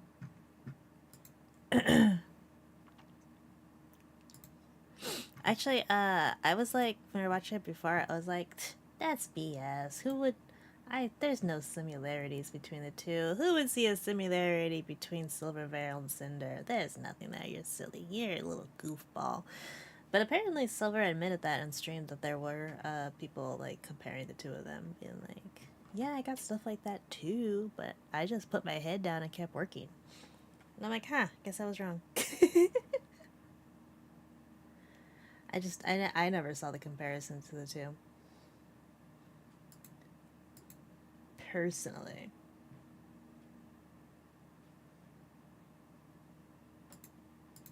again, I had no involvement or knowledge of Red bringing up Spite to Nano in 2023. My only personal involvement with excluding someone specific from working with Nano was Silver. My design sheet and outfit were finished and made public at the very start of 2021. The first thing she mentions is a debut teaser in 2022 that was apparently posted on the same day as her original debut, which I honestly don't know if at the time this was intentional or not. I don't know when I first discovered Spite, and it could have been after she debuted. When I first debuted, I was very possessive of my design details. I had made it a year and a half since my design sheet was finished and public to having a full VTuber debut, as I watched everything grow and change from the sidelines, and I didn't want anyone else to capitalize on my concept before I could. Soon after my original debut, I remember Spite getting an update to her model that made it seem like she more closely resembled me, including fire added to her model. Without evidence, I saw it and thought she must have copied me, but I never did anything about it other than voice my frustrations to Red. I didn't want to start drama with anyone, and I didn't have ownership over fire as a design detail. The references for the ripped shirt and shorts outfit on my bikini model was given to Nano in June of 2022 with the purpose of having a cover-up outfit that would be safe for Twitch. The merch art she's referring to was designed around my concept of fire changing blue. The fact that the rest of the art was grayscale was the artist's choice since it was going onto the back of a hoodie and I didn't have a say, or at least I didn't counter that being the final decision. There was no intention to deliberately look like Spite with this piece. Unfortunately, both my Angel and Sleepy outfits being similar to outfits Spite has done in the past was just a coincidence. I had always planned to one day make an Angel counterpart to my Demon outfit when it was being made in 2023, and my original ref sheet laid the groundwork for that idea. I've never liked theming anything around my brand in a religious light, so I chose to make my Angel form more Greek Valkyrie than biblical, which also gives it a similar look to my Demon form. The Sleepy outfit was a last-minute decision to pivot from a fully new 3.0 model because I had the opportunity to work with gamer subs on an AFK flavor. Spike never should have received the hate comments over her outfit or any comments comparing us or belittling her because of my existence, and I never advocated for anyone to do so, especially given my experience. In regards to Spite, I'll let you decide. Was it a coincidence that so many outfits matched each other? And is it a coincidence that every time Cinder complained about anything to Red, he would make it personal? Anyway, she continued. I think the couple of them were probably a coincidence, but definitely the Angel one model was not a coincidence. Spite also brought up another creator who reached out to her about their experience with me, and I can only assume it's Niantails. They are an ASMR artist who at one point posted a Hellhound original character for one of their upcoming ASMR videos, and it was undoubtedly created using me as a reference. This was right after my debut, and like I said, I was very protective of my design elements being unique to me and I overreacted. Shortly after, I apologized and they agreed to adjust the character design, and I thought the matter was settled. At the very start of my online career, I was a girlfriend experienced ASMR artist. Before I started my channel, I had gotten into listening to roleplay audios myself. I had always been a shut-in throughout high school and college, and I wasn't happy with where my life and relationship were at the time. After uploading my first few audios, my channel started growing fast. This was the first time I was inundated with so many people wanting to know me and talk to me, and I got lost in the excitement of it all, not fully coming to terms with these messages being because of the kind of content I was making. I was immature and inexperienced with how to conduct myself online. I have never had many IRL friends and had met Rain doing ASMR. I quickly became comfortable chatting with him about everything, divulging my grievances about my personal life when I shouldn't have. I cheated on my boyfriend with Rain in these conversations, flirting and sexting. I used Rain for emotional comfort and sexual fantasy while I let my real-life relationship collapse. It was about my dissatisfaction with my personal life and escaping into messages with someone else who I found through content focused around girlfriend and boyfriend RP. It was never about climbing the ladder with Rain, and I find that being his takeaway from why I moved on baffling. By the time I was ready to debut as Cinder, I wanted to leave that in the past. Still, to this day, I regret my decisions and have been living with it since, and I was lucky to be able to mend my relationship after this. So she confirmed, she cheated, and Red was fully aware, at least as far as we know. Yeah, maybe Rain did have the wrong conclusion here. Maybe she actually moved on because she wanted to leave this part of her life behind, sure. But did she cheat? Yeah. She then continues and says, and lastly, I want to address Peaches. Yeah. This is a very big problem I have, and I'm sure many others in my position do too. At the end of the day, I am one person. I am one person working on multiple projects with multiple companies, talking to dozens of people, and streaming for hours almost every day. I've never had a big social battery, and I get tired very easily when interacting with people. I haven't had much energy at all over the past year, leading to me taking frequent naps. I've rarely been able to keep up with my closest handful of friends on a frequent basis, let alone everyone else. Red has always been a big help in keeping up with things, but he doesn't do everything. I'm so sorry I made you feel forgotten, Peaches. I've always cherished your friendship, and I was so incredibly excited to meet you in Paris. I'm so grateful for everything you've done for me, and I've never thought to purposefully drop you just because I could. I'm sorry, I know I've made a lot of people feel forgotten or ignored. It's so easy to get caught up in projects or what I'm doing while I have the energy to do it that people fall by the wayside. I understand the feelings of those who resent me over this, and all I can say is I'm sorry. I don't deserve to be able to contact everyone involved directly to personally apologize, so I'll do it here in the chance they read it. So before we get into the individual apologies, I just want to clarify, Peaches means Van Peaches. This is the same VTuber who called her out for having a boyfriend and trying to hide it from her, as if they didn't know each other. Now let's get into the individual apologies, starting with to Nano. I'm sorry I let things get to this point or even entertain the thought of you working exclusively with me. That's not fair to you. I wouldn't be here without you, and I wouldn't have been able to do most of what I've already done without you. I felt overly attached to our relationship over the past 4 years and loved your work so much that I wanted to make myself exclusive to your art and should have never sought those feelings to be reciprocated. Everything you've ever worked on for me was always so perfect, and I lost sight of how everyone else around me would have felt. I had no intentions of pressuring you into anything, but looking back on my clouded judgment, I can see how my messages felt that way. When I talked about how my models helped you improve, I meant that as looking back on how far we've come together. We've been friends for so long and cheered each other on when we both started growing and getting more opportunities like plushies, figures, etc. You had been my exclusive artist for full life 2D models for the majority of my time as a VTuber, and of course I would have been sad if you didn't want to continue that relationship, but in all our private DMs, I was okay with you ultimately doing what was best for yourself. I saw you as someone I trusted and loved and wanted to make sure you were still taking care of yourself with all the projects you took on, mine or otherwise. I never saw you as just a business partner. I thought I was reassuring you that I'd always be understanding if you wanted to move on to other projects. I genuinely appreciated our friendship. I always saw you as a close friend, and I'm sorry for what I put you through. To Bao, since the start, I've always admired you and how genuine you've always been to everyone. I wouldn't be here without you either. I'm disgusted with myself for buying into the narrative that my friends were competition. I've never had such genuine friendships in my life, especially with you. We've gotten to know each other so well online and in person. You've already been through so much, and the last thing I'd want to do is cause more harm. Well, that's a bit too late. But I did. I'm sorry for not reaching out sooner about these ideas that were put into my head. I wish we would have been able to talk about this too. I didn't know about the severity of things that have been said and theorized about my own friends behind my back until now. It's my fault for not realizing the things Red was saying about you. The countless friendships I've made here within the last several years mean so much more to me than him and the business side of things. Wait, did she just say, the countless friendships I've made here within the last several years mean so much more to you than your boyfriend? Or did she just write this like in a non-clear way? Anyway, no amount of popularity or money. She said, sisters before misters, baby. What is this? I don't know. Obviously, the business side is very important. I was like, what are these alerts? Means more to me than the relationships I've built Just in this Riku community. crying in I've the always club. been myself, whether that be on stream or in person, and I hope the friends I made can understand I never condone this behavior or any of the things that were said about my friends. I've always wanted everyone around me to thrive and find happiness. I can't stress enough how disappointed I am that I didn't see this sooner until it got to a breaking point. I'm sorry, Bao. After all these documents and these different people and their perspectives and their points of views, is there a single word that you believe in this paragraph? Let me know in the comments. Next up we have Tasak.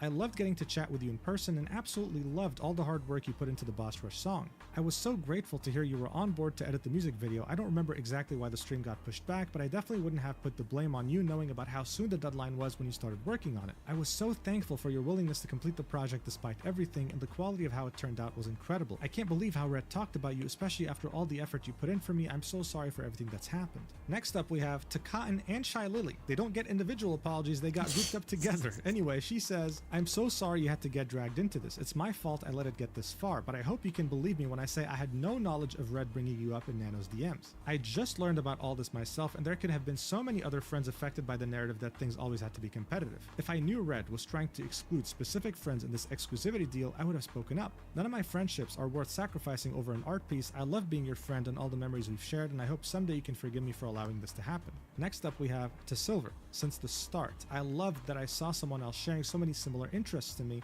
and I thought maybe someday we could talk about it all and be good friends. I was blinded by all these hate comments around me calling me your lesser half. I hate the person I've become towards you. It's a I big tried ass reaching paragraph. out some time ago to try to start up a friendly conversation to change things and make things right, say hi to you at conventions and support your endeavors, but despite all that, I was still being eaten alive by my own doubts and fear or harassment. I was pressured by the community as a whole to try reaching out to collaborate since I got these messages so often comparing us, and I hoped we could work something out. The photo of me at the meet and greet was taken candidly and I thought it looked cute, and I posted it without asking you, which was wrong of me. I was so wrong for letting everyone get in my head about all these malicious feelings. I'm so sorry for any opportunities I've taken away from you. I'm sorry, Silver. Then we have the shortest apology in the entire document. To Spite. I'm sorry I had assumed things about your design that weren't true, and I'm sorry you've been harassed by commenters needing to compare us. And I apologize for the way Red spoke about you to Nano. You didn't deserve any of this, Spite. I'm sorry. Next up we have Van Peaches, 2 Peaches. I'm sorry if I made it seem like I was ignoring or ghosting you. I was so happy we had the opportunity to meet in person, and I was apologetic with how busy things were for me at the time. I wanted to spend more time with you, but as I got more and more DMs and messages, everything became so overwhelming. I've always had a low social battery, and that made it so hard for me to keep up to date with all my friends. I've never had any ill feelings towards you, and I still don't. Next up we have Rain, 2 Rain. You were the first person I met as an ASMR artist, during a time where I was immature and vulnerable. I ended up being consumed by the content I was making, and it led me to making awful decisions I still think about and regret. I was not in a good spot at the time. I've hated myself for this kind of behavior, and it took a long time for me to move on from what happened. I have no excuses. I'm sorry you were dragged into my drama, and I'm sorry how I made you feel after I just wanted to close the book on things. And finally, she says, I'm sorry to my pyro pups and my mods for expecting me to lead a better example than this. I'm sorry to the VTuber community for looking towards me as someone to aspire to. I'm sorry to Kaiser, who's put his heart and soul into everything he's ever done for me and not even talking to you about how I felt. I'm sorry to the dozens of artists that have put their hard work into me, and I'm sorry to the rest of my friends who I've let down. I've led a bad example, and I don't expect forgiveness. I've made many mistakes over my 5 years on the internet, and I'm only one person living the one life I get for the first and only time, like everyone else. As I said at the start, I ended up developing an extremely unhealthy work-life balance, and the harm Red has caused with the way he viewed things is irreparable. The way I've been perceiving things lately is not how I want to view the world moving forward, and this goes to show there's a lot I need to address and improve if I'm going to continue being a creator. I'm devastated that the friendship so special to me may understandably never be mended again. I love my job, and I love all the friends I've had. Thank you for reading. Signed, Cinder. Woo! What a read! My voice is almost gone. What did I get out of this? Well, it was kind of what I was expecting. There's nothing she can really say that can repair what happened.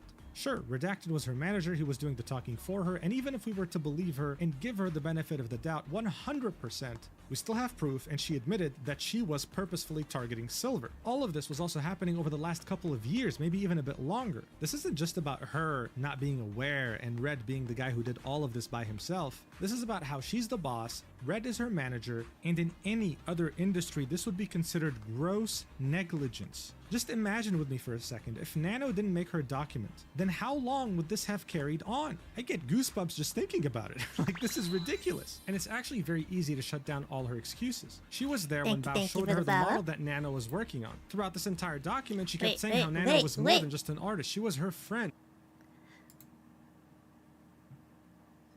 Gosh damn it, Twitch. Refresh. Yay! We hit 500 followers on Twitch. Clappy, clappy, clappy, clappy. Thank you for the follow.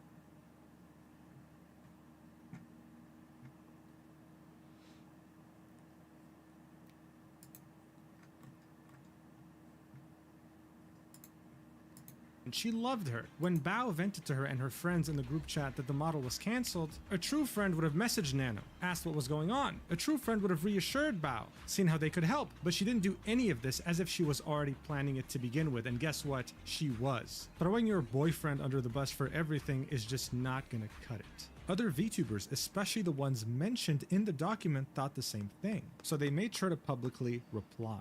When she saw her response, Bao replied almost immediately saying, How? How can you say you didn't know? I showed you both my base model sketch from Nano at WeebCon. We walked on stage and performed together. You were in the group chat where I shared my sadness over Nano suddenly canceling my model after we were so close to begin Live 2D and rigging. And to now find out that just the day before I shared my sadness, this is the conversation that happened that ruined months of debut prep, planning, merch preparation. If you want to apologize to me, please do it properly and stop hiding behind Red.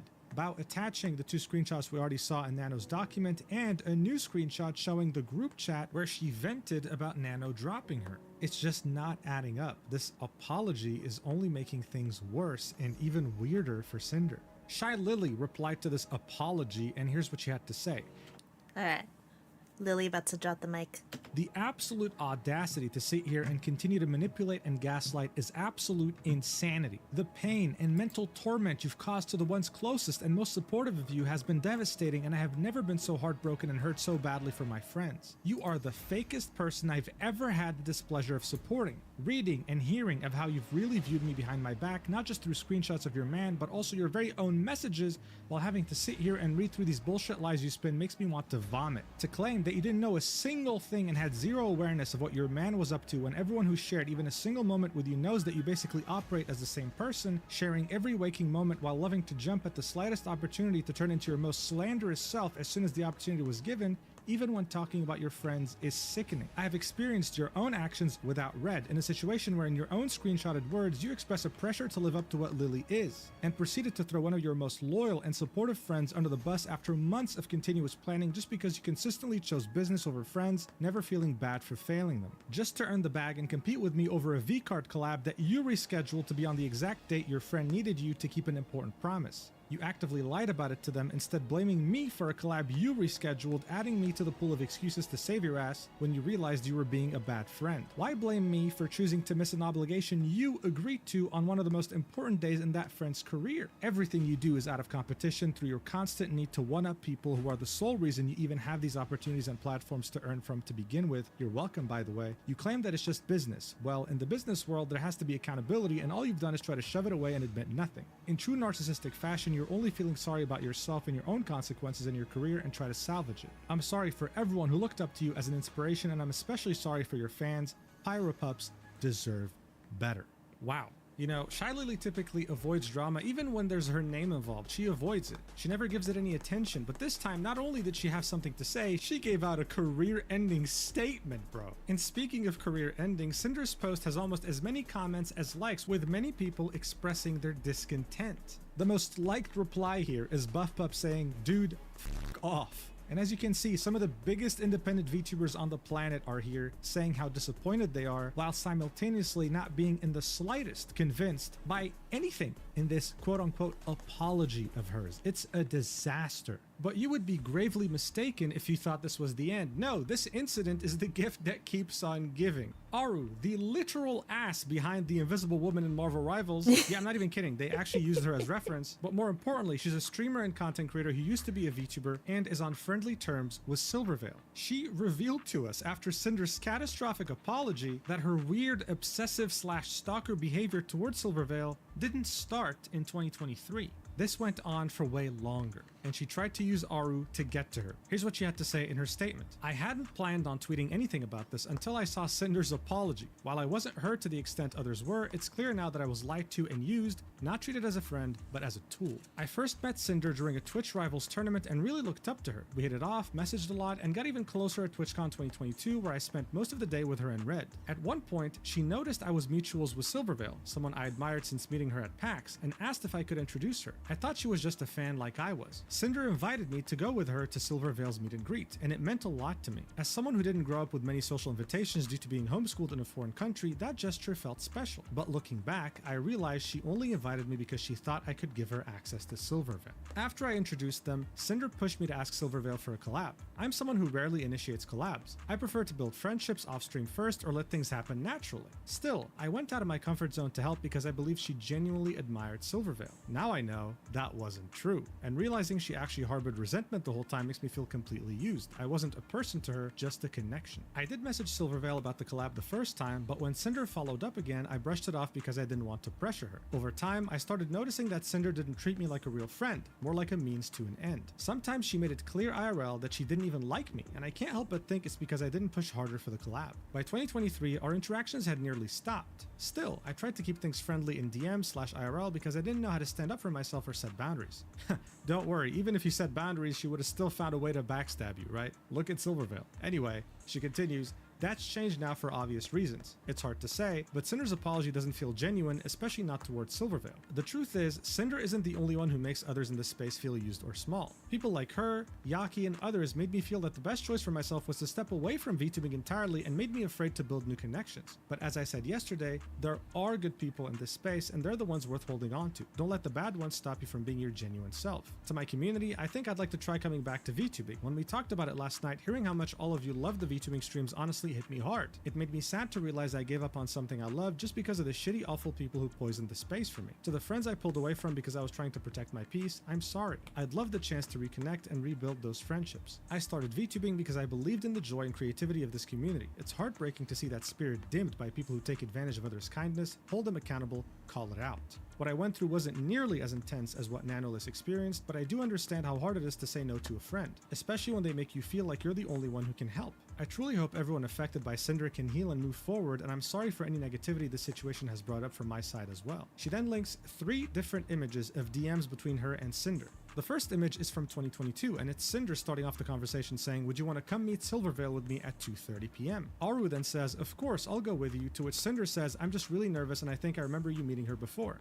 Dude, she is so sneaky. Aru then says, yes, I've met her, oh my god, she's so nice, don't worry. To which Cinder said, you're the best, oh my god. Aru said, that's you. What time do you want to meet up? Cinder said, whenever you're free, and Aru said, okay, I'll be free in 10. In the next image, a few days have passed, and it's Cinder saying, were you still thinking about messaging Silvervale about a Wolf Girl chat? I'm not sure if she'd really want to, but I'd love to do more with you anyway. We should plan our spooky collab when we've recovered from this weekend. Aru then says, yes, let me message her and ask if that's okay. Yes, I agree, let's plan something. Cinder then says, we can wait a bit if you're still recovering, but if you had a day/time in mind, just let me know. My schedule's pretty open right now. I know I'm pooped from this weekend, but I want to do lots with my friends still, to which Aru said, sounds like she would be down to play games together once her schedule clears up.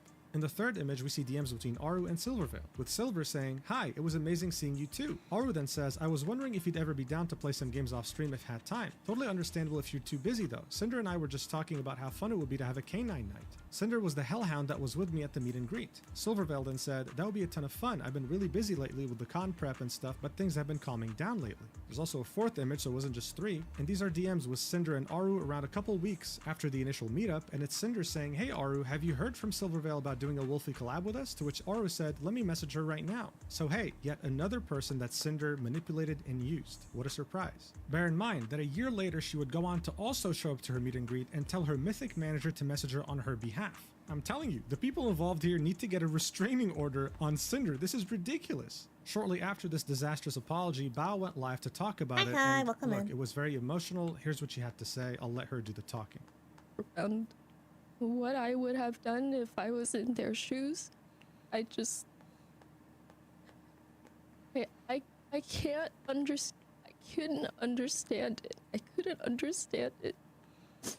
We had been through so much offline and online, and there's nothing more confusing and more painful than seeing someone in your friend group be so kind and so warm to everyone around you, and feeling that they have slowly become colder and colder towards you, and not knowing what you did or if it's your imagination. But because everyone loves them, you don't know if you want to say anything. And so you keep it to yourself, and you keep hoping it's your imagination. But then the cruel realization hits that it wasn't. And Is this something you're drawing? Yes. it's even more worse than you Drawing could an have emote. ever imagined.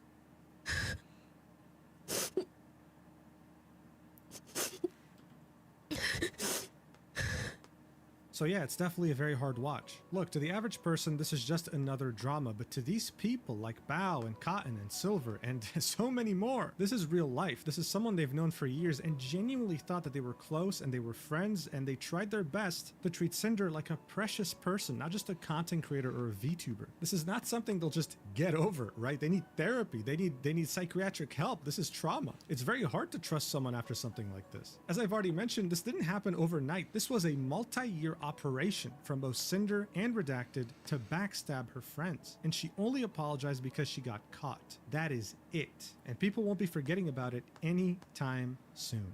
But the question on everyone's minds is no doubt, is this the end of Cinder? Well, not necessarily. She might have burned every possible bridge in the VTuber community, but that doesn't mean she won't have viewers. She's an absolute psychopath that can't be trusted, but hey, other creators have done worse things and they still have a career. She will just never be able to reach the same level she had before this controversy, that's for certain. And in the end, controversies like these only serve to hurt gamer subs even further. She's a partial owner. I wouldn't be surprised if they dropped her.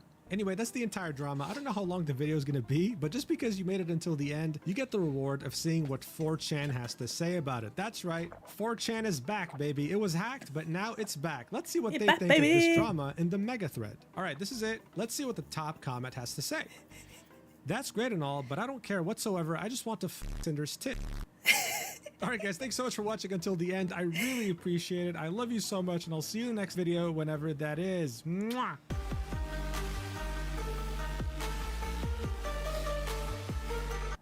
Ugh. Fusion videos are so good.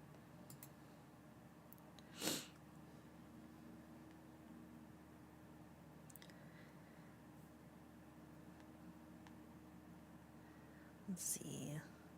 Cleaned up. Why do I keep forgetting about this little tuft of hair here?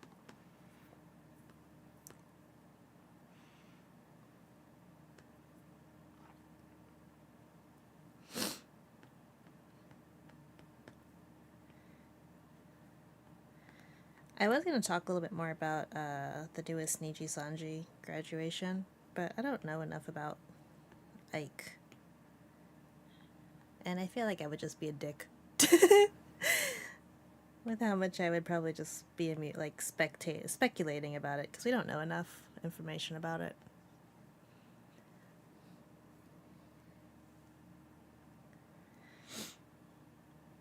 Base 4 Kente. Typical 4-Jan.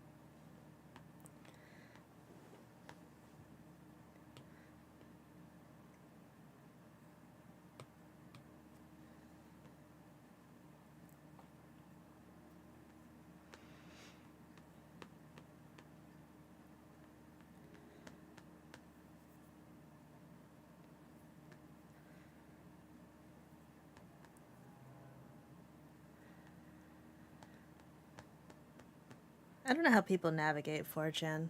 Every time I try to pop and check into, like, oh, what's the tea going on here? I feel like whatever is probably interesting has already been drowned out by other random posts.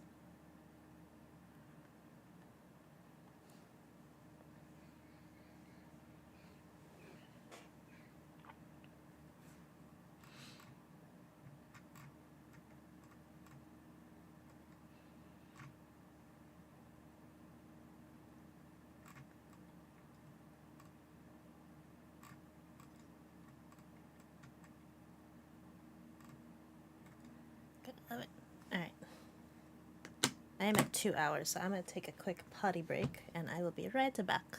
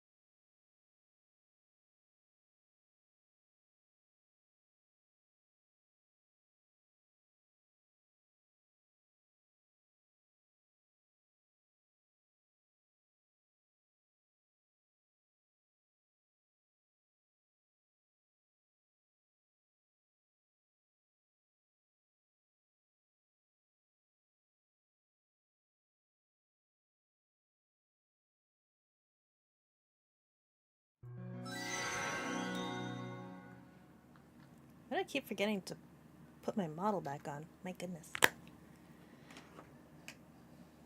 There we are. There I am. Fear me.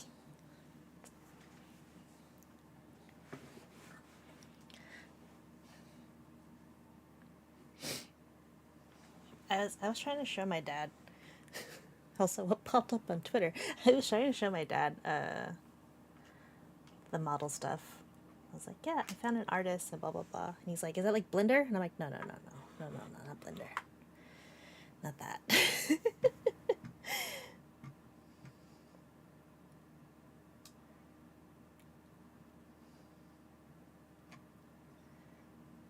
Not the same stuff, old man. How many times do I have to teach you this lesson, old man? I don't know. Sometimes I want to say that to him because he keeps asking me the same time, like, the same thing. He's like, what, do you work tonight? And I'm like, yes. It's a Tuesday. It's a Wednesday. I always work on this day. And I would be like, how many times do I have to teach you this lesson, old man?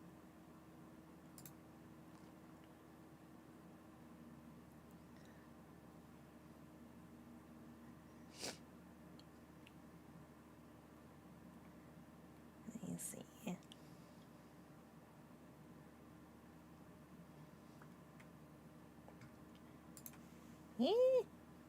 Welcome back. Thank you, thank you, thank you.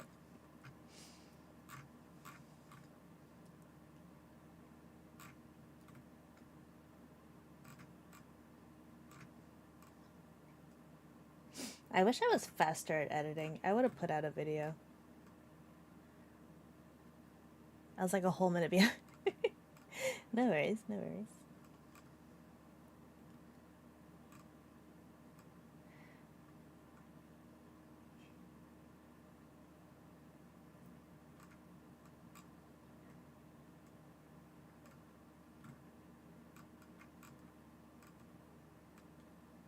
Farewell, Gura. Good old Gooba. Also, welcome in. We're watching the end of the her live stream actually. Just enough so I don't get a copyright strike. But yes.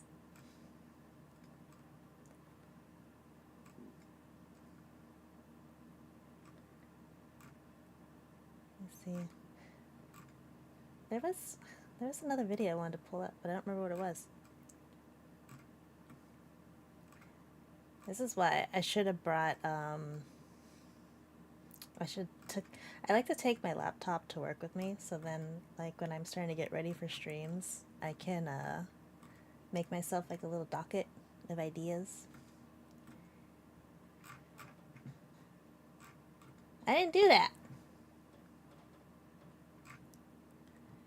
Never be forgotten. You can't forget the biggest English VTuber. It's impossible. What a crazy experience, because she has a really big child audience. Actually, there was a...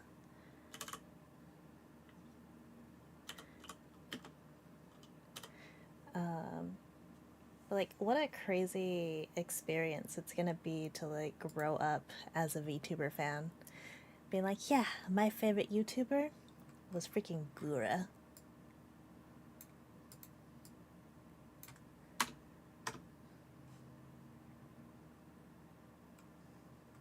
I did watch this. Huh. I didn't think I did.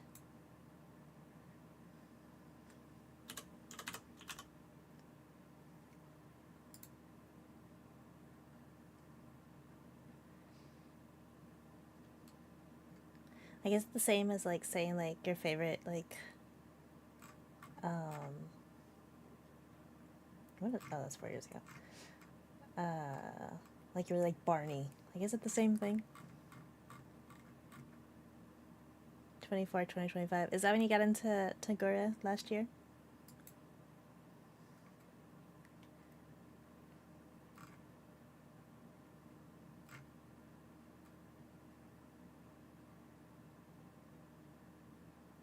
What is this clip? Next one is Best FPS VTuber. Your favorite VTuber to watch playing FPS games such as Valorant, Overwatch, and Call of Duty. best roll. Okay, let's watch him. Yeah, we gotta be careful with all the mines. With all the mines around us. I'm a little bit. Good, good. Next one, Miss V. Iron Mouse is an Miss VTuber? That came in as a little bit of a shock to me, but let's see Mint Phantomates. What is this creature? What did we summoned? Oh my god, it's disgusting. I remember this. This was so good. The way she did it was so good. Wait, where is it? Sorry, I was about to vote for Mint anyway. My bad, guys. Gotta vote for my Oshi around these parts of town. Most dedicated fan base. Chat, can we have a moment of silence in 07 to the fact that we didn't make it here? Fair play, though. We were up against Shondos, Beetles, Dokis, and Narissas. So honestly, fair play. But it's okay, guys. We got circumcised today. We still have next year. Don't forget to vote for the foreskins. We have Shondos, which are Fallen, Beetle, which is Swarm, the Dragoons, which is a Doki bird, and Jailbirds, which are Narissa. Dude, that shit always catches me off guard. I'm gonna be real with you. The moment Doki decided to name her viewership Dragoons, this is difficult. Alright, like I have like a new slate. You know, this is how I like to think. I like to be like, okay, we have a pamphlet of everyone's current names and every other current detail about them. Don't talk about it unless they brought it up. Before they make it canon now, it's not canon and I never knew about it. It's like a clean slate. This shit threw me so off guard. Oh my god. Who the fuck said she? Shut the fuck up. Okay, Mods, time that guy out. Yeah, no, I'm serious. Time that guy out. For those of you that are like, actually, if you didn't know, she used to be inverted balls. They used to be someone really awesome. Now they're really awesome on the internet. What are you talking about? That's a silly one. Okay. I love Amichi's little duck laugh. It's so cute. It's so cute. Hi, welcome in.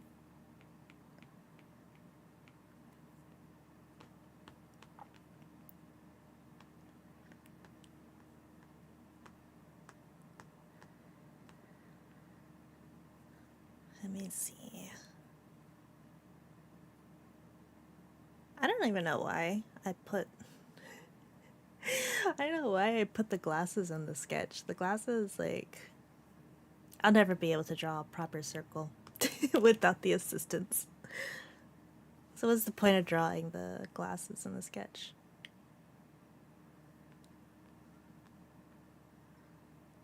But it's fine.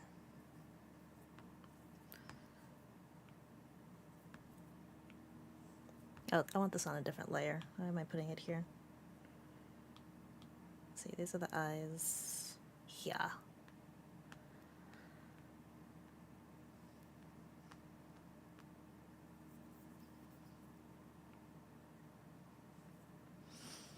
I'm gonna say how much I appreciate my cousin though. I was having withdrawals from not having my Apple Pencil. I dropped my Apple Pencil and it broke, like the tip inside just like snapped off. Let me pull a picture of it. I didn't know this could happen. Where is it?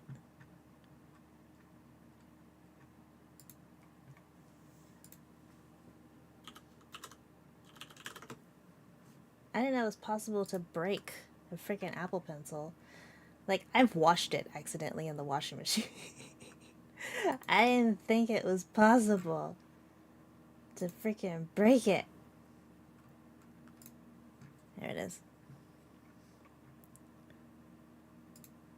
Also, follow me on Twitter. I dropped my Apple Pencil, and this little tip here, it's not capturing my mouse. Excuse you.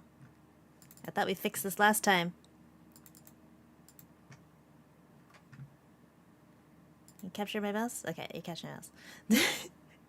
This little bit here is supposed to go here. And when it fell, the little tip here fell, and then the little part that screws into it broke into the tip, like, of the pencil. So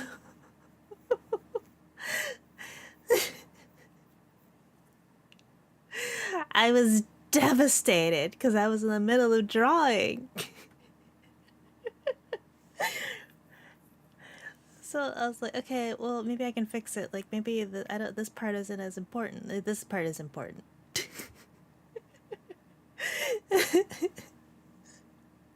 I'm so upset. And so, like, I'm like, I don't want to buy another one because, I want to buy another one because I want to upgrade my iPad, like, fairly soon to the Pro. So I have more layers in Procreate. And if I upgrade, I want to get the new Apple Pencil Plus. So I don't want to buy the one that's compatible with my my iPad if I want to upgrade. So my cousin very kindly bought me a new Apple Pencil for my birthday. After I was complaining to her, I was like, ugh, I know there's another one in the house because I bought it. I bought one for my mom, and I was like, okay. But as I was messaging her, I was like, hey, like, I know my mom likes to give stuff away. Did she give you this pencil? So I'm not looking for it for no reason, you know? And she's like, no, no. I was telling her we broke it, whatever. And as I'm like complaining to her, she sends me a screenshot of like the order form and is like, here, happy birthday, now shut up. And I'm like, thank you, but why shut up? Are you a cat? I'm a fox. I'm a foxy girl. I will be transparent. So this model that I'm using is a pre-made model, and it's supposed to be a bobcat. So I made some edits to the model to make it more foxy, hence the little white tips on the ears. And I made some changes to some of the fluff.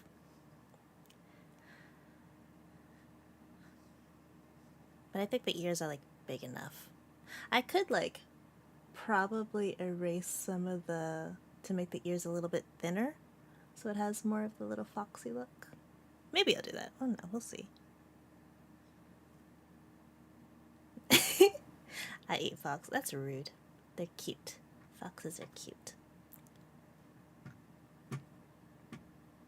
What does the fox say?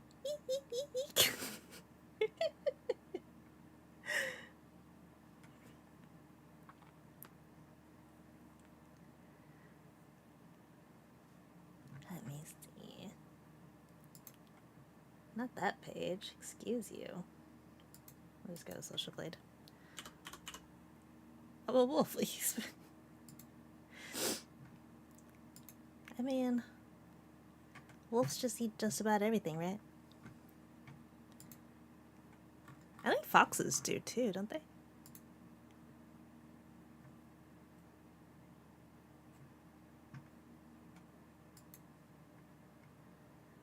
What did I click on? We are at Boca Ria Market. I didn't mean to promise click on that. you've probably seen- Don't mess with my image, my search history.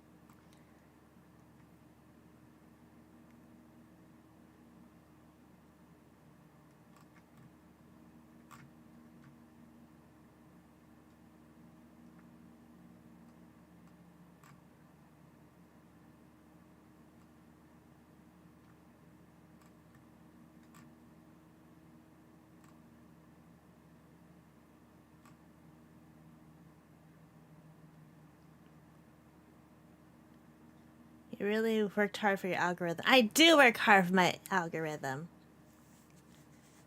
I don't like clicking on things that I don't want in my... It has to be VTuber stuff. VTubers, anime, or art. Sometimes it's H3H3. But... Know your channel, tell you what it's about.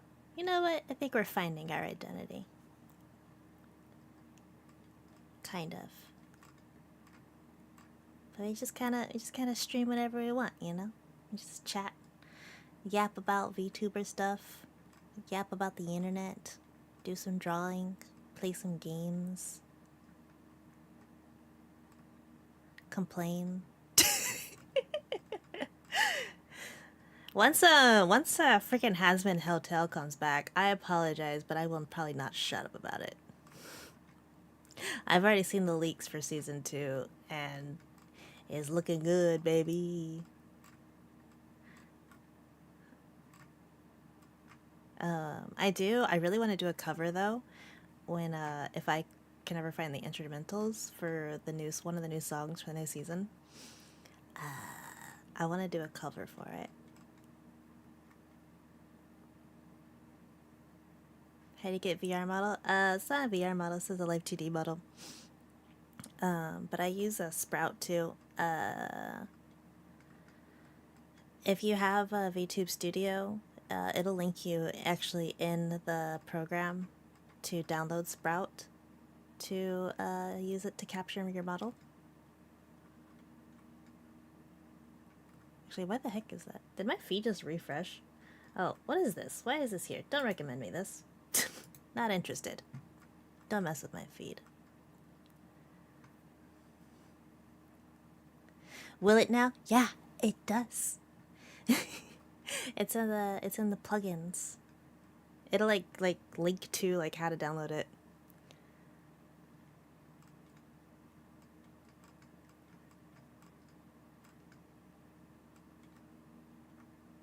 Oh, I've been meaning to grab this one. Let me... About starting music. But how does one... Hang on. Okay. Nika, did you see I hit 500 on Twitch? Can I have headpots?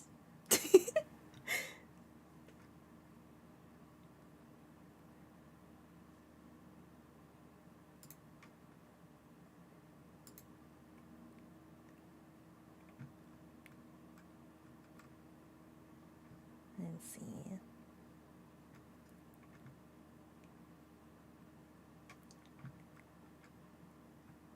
I'm gonna have to go because of my like, no worries, you do what you gotta do.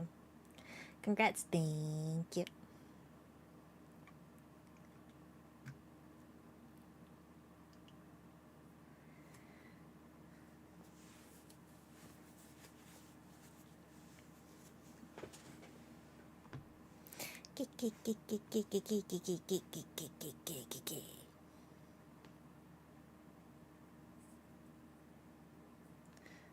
Let's see.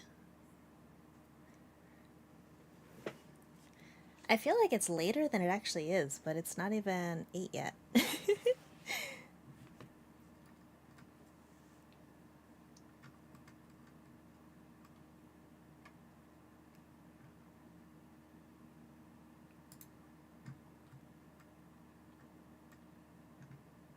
Have you ever played Dandy's World? I've never heard of that.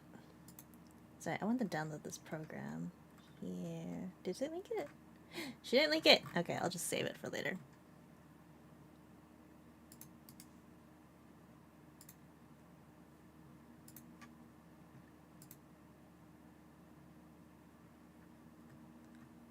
Is it?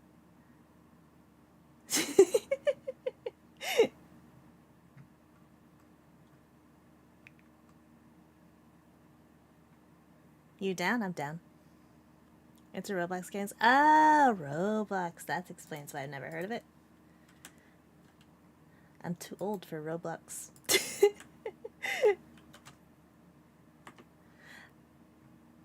About starting music. But how does one... It def feels later. Yeah.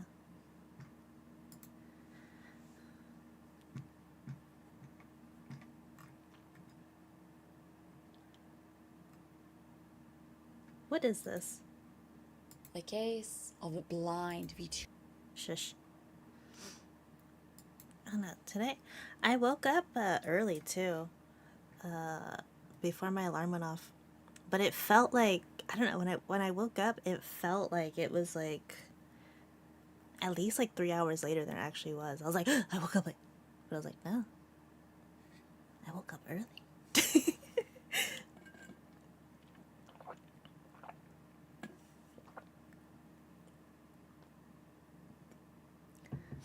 Midnight for me. Ah. In the future. You're now in May. It's gonna be me. Hi, welcome in.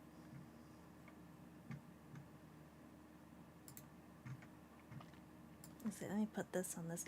I am not utilizing all of my monitors effectively, and I should be. That's better.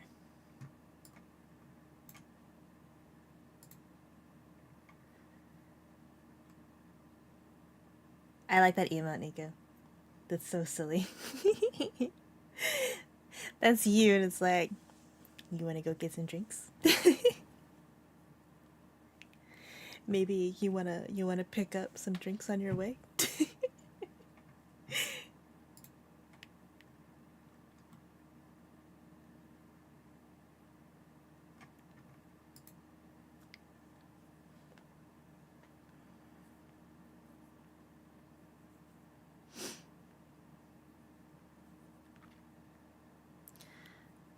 I will say, now that I have the new Apple Pencil, the old one definitely was acting up. It was time to go. I think accidentally washing it in the washing machine definitely did cause some issues. Because this one's working much smoother, so much smoother.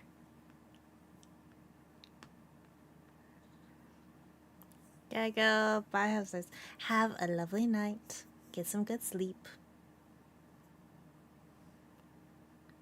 That might have done it. Yeah.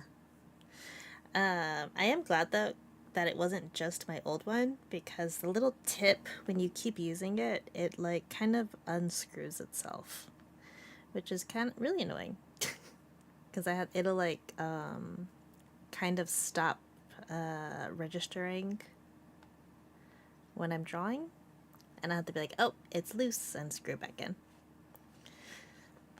So it'd be nice if they like found a way to figure out how to keep the tip from unscrewing.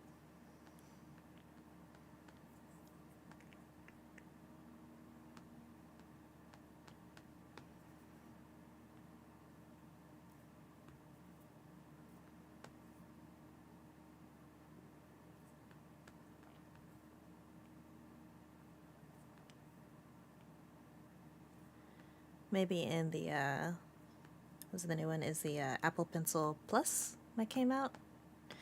Maybe they fixed that with that one.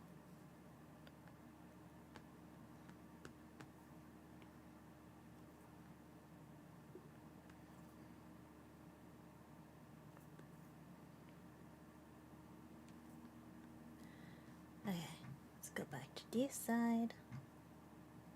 What is this? This keeps popping up my recommended. The case of a blind VTuber. You have probably seen this before, scattered all around my YouTube channel, titles, and my content. But really, what does it even mean? I've been heavily asked on multiple platforms, what is your disorder? Why are you like this? Who did this to you? Is this permanent? Damn, I even get hate comments from silly goobers such as, she isn't blind, she can clearly read her YouTube comments and her Twitch chat. She's totally faking it. It's still just a play for clout. To be fair, that is a thing people do. They'll pretend that they have a disability or something for a little bit of a sympathy clout. It's gross that it happens, but it does. But there are different levels of blindness. So, hi, I'm Hemi, the blind VTuber who recently went semi-viral for my content for being visually impaired, and the only patient worldwide with 3 cases of mutations in my eyes, which has never been seen before on paper. You probably clicked on this video because of the extravagant thumbnail. Maybe you're a recurring viewer or a community member from my channel. Maybe perhaps my case piqued your interest from one of my previous videos. Or maybe you're here because of that one Twitch command I have. Or perhaps randomly you just clicked on this video because you saw an anime girl on the screen. Yeah! I'm definitely not talking to you, but anyways. Well, either way, you're here, so let me break it down for you. Yeah, I have a genetic disorder called Stargardt, which has caused me to struggle a lot in my whole life.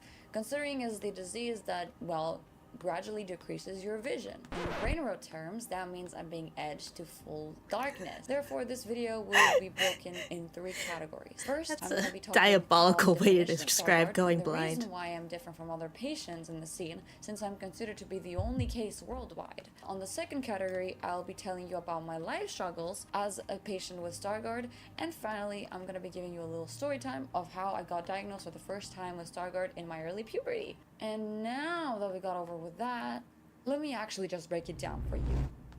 Let's break it down real Most of quick. the sources for this video will be mostly from personal experience, as well as the very sweet, well-known internet. I am no doctor, and I have never been into a medical school, of course, so Hi, please Cam. understand. Welcome, welcome. How are you?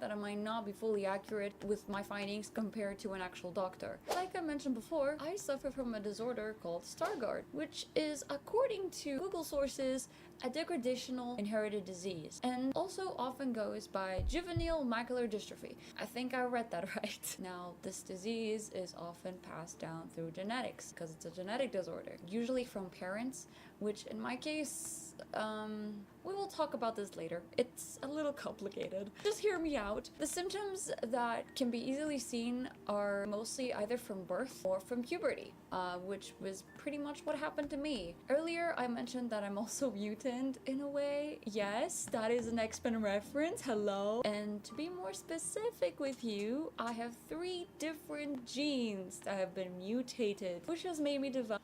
I can only fit 1 pair of jeans on. I hope you're doing well. I am doing pretty good. How are you? I'm not doing pretty well. I'm doing pretty darn peachy. Dang it.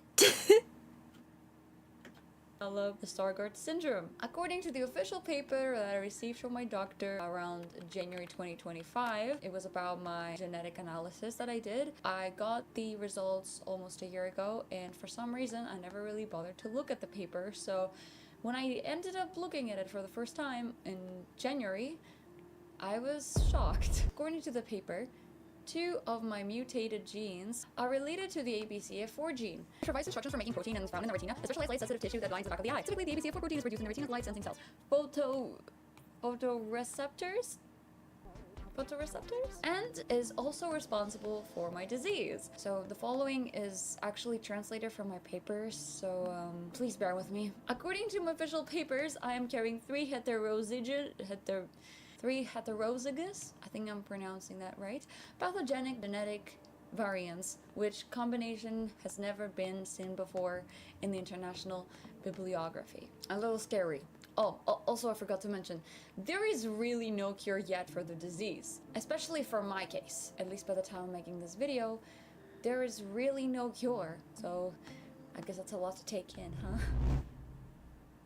Well, now, how did I get diagnosed, you may be asking? I had always been wearing glasses since the age of 4, and I went to my ophthalmologist for regular checkups every year, when after some time around elementary, I think I was around the age of 10 at the time, I noticed some really weird symptoms, such as struggling to read books normally like I used to, begging my teachers to change my seat at the very front of the class, only to realize that nothing really changed, and I couldn't even distinguish bright colors within a white background, and even going as far as to seeing little dots everywhere in my field of view. This is, by the way, very important because this is one of the symptoms of Stargardt, which are very common amongst patients. So of course, I took that as a warning sign back then, and I managed to convince my mother to take me to my local ophthalmologist. From the moment I actually ended up going there and began getting examined, my doctor didn't believe anything I was telling her about my recent symptoms, which is a little funny, right? So It's a little annoying. Most women too, when they go to the doctor, they're not believed when they're told, like when they give their symptoms to a doctor, which is extremely frustrating, and why a lot of women die of heart disease, because the doctors don't believe them.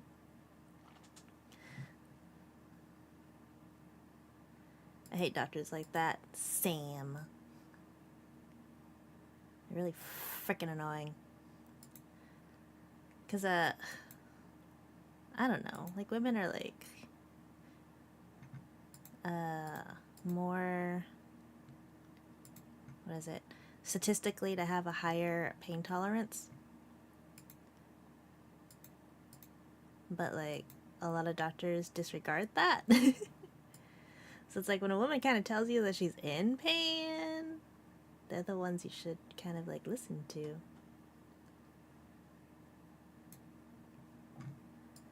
Come on. Capture on the right screen. Okay, there we go. Trying to deal with health issues as a woman is bullshit. It is bullshit. To be fair, I don't disagree with the doctor. I was complaining about like a joint issue in my arm, and his response was, "Well, you should lose some weight." And I'm like, "You son of a bitch! I will find you and burn your house down in Minecraft."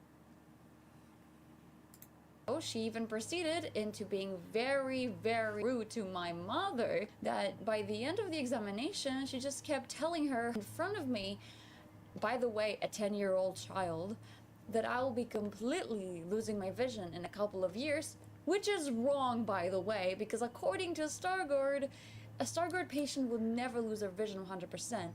Maybe you will lose about 80, perhaps even 90% of your vision, but you wouldn't go fully blind in your life. Either way, so ever since then, I advised a different doctor who was specifically trained for helping people similar to me with the same diseases. To be honest with you, things have been very smooth so far. If you exclude the fact that there's still no cure, but we already talked about that, and that 70% of my vision is already gone, so... Oh damn, you already reached this far already! Cool!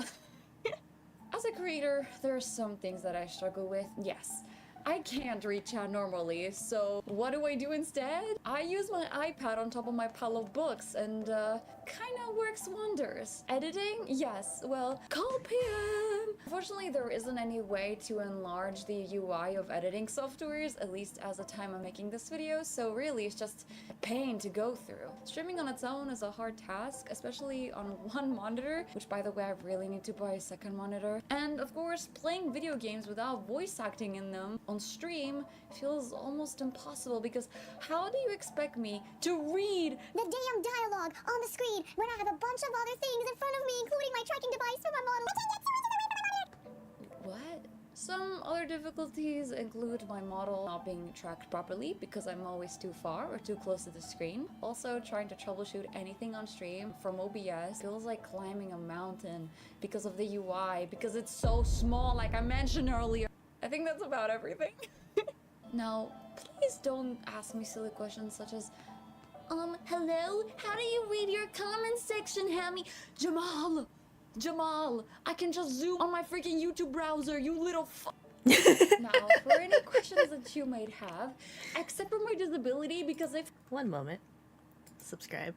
You're if I see one more comment about it being treatable when it's clearly not, I'm going to find you, and I will—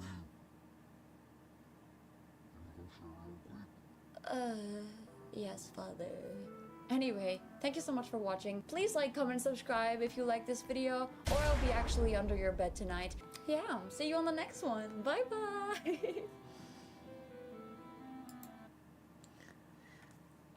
Oh my gosh, I love her.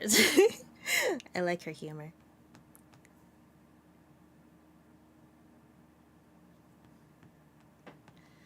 Should I make the wall black? I will find you and tell you it's not. I'll find you and kick your ass. I was Googling her as you were stopping to subscribe. She's speaking of. The case of a— I think her chat made her take an autism test. Should we do an autism test on my birthday?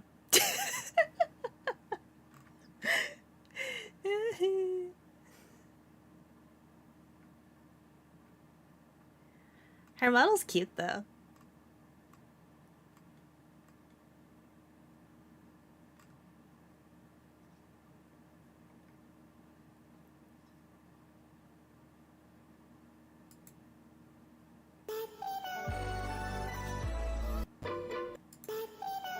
No!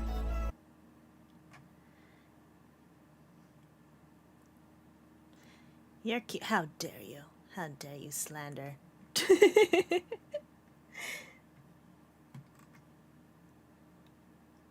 Ooh, look at this model.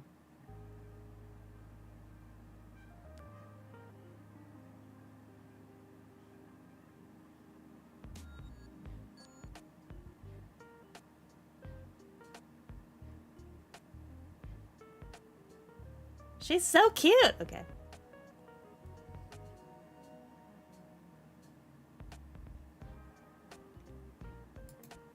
Okay.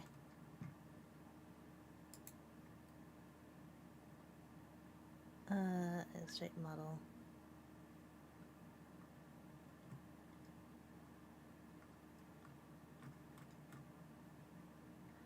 I'm always curious because sometimes these aren't like an actual like VTuber. Sometimes they're like a booth models that are for sale. So it was like, let me see. So wait, is the model? Okay, yeah, the model I think is the VTuber, right? Watch this just be straight up porn. Please don't be. Okay, good. It is. Okay, yeah.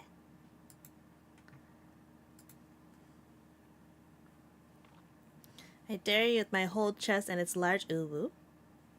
Ooh woo. Large chest. Ooh.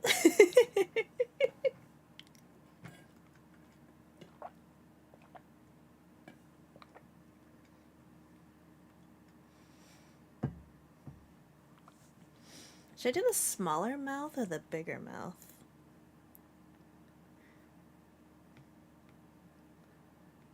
Probably the bigger mouth will be easier to see since it's an emote.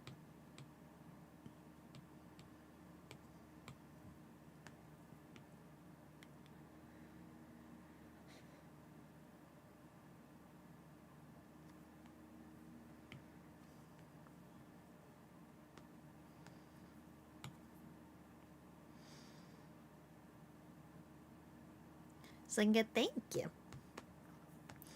I find like because I've like working on designing my like official model, when I work on like the emotes for the channel, it's like I don't want to. Because I want to start making stuff that's based around my official model. But who knows when that's gonna happen, so it's a better idea to have something for the channel.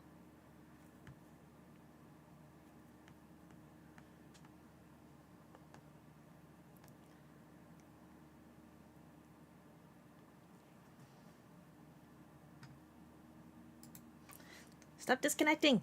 I think the little the capture device is getting warm. Stay connected. There we go.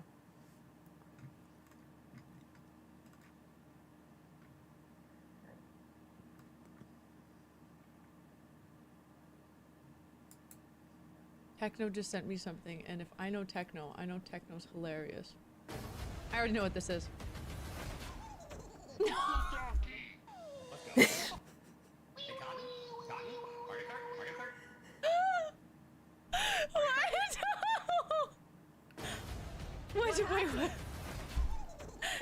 I'm gonna send something.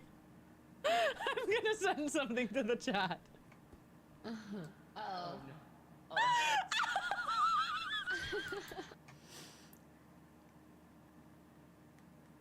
Hello, strangers. Tell you Jesus loves you and to stay strong and make it big one day.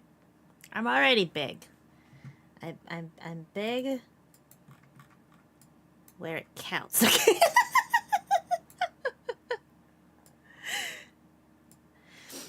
I think my hubby was really sleepy when he got ice cream this evening. I found it in the fridge, not the freezer. No! Is it still frozen? Is it still safe?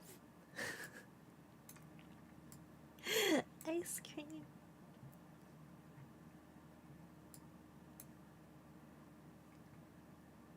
It's still mostly frozen. I'll throw them in the freezer. I've done that before. Because you're like kind of in a fog and you put it in and then you come back and the texture, you can put it back in the freezer, but the texture won't be the same. I like that I was saying stuff. That's valid. Like, if you're ready about to eat it, yeah. Freaking leave a little pint of Ben and Jerry's in the fridge for a little bit. And then you can just, like, drink it.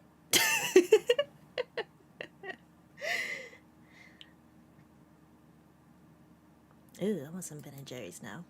Do I have ice cream? No. No, I want ice cream.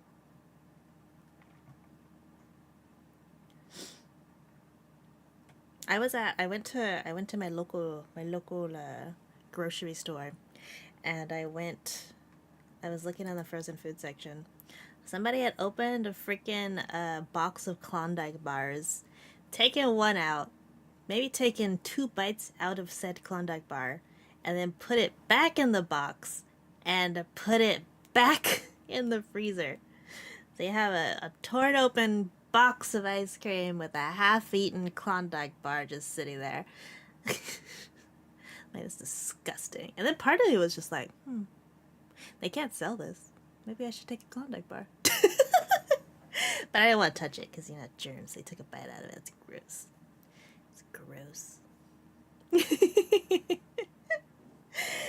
Free Klondike bar. I did a double because I had to like fight myself from doing it. I was like, they can't sell that. It wouldn't be wrong for me to take one. No. Don't do it. No.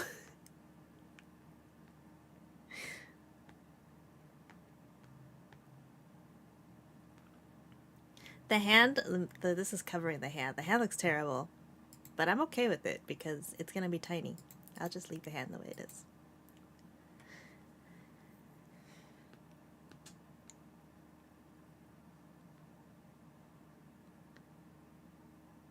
The hand is cute. It's deformed. It's fine though. It'll suffice. I don't think I'll use it as like a sticker or anything.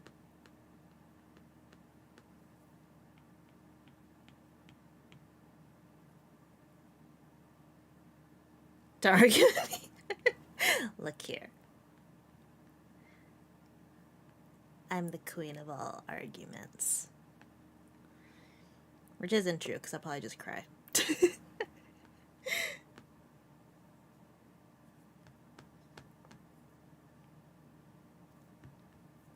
Me too. Yeah. I watch, like, sometimes I'll watch, like, people debate, and I'm like, how do you do this? I would get, like, exhausted.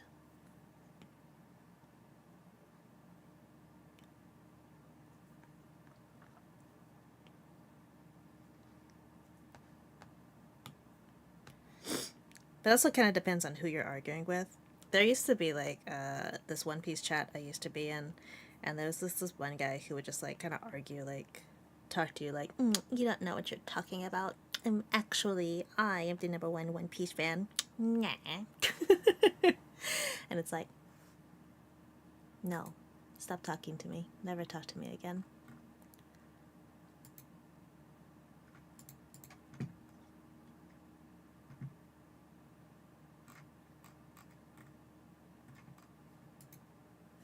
I was having mental about an argument I had 2 years ago today because it still upsets. Do you have that, like, a moment when you're, like, in the shower after, like, you had, like, a disagreement with somebody, not even an argument, and you're like, yeah, well, the ugly store called you.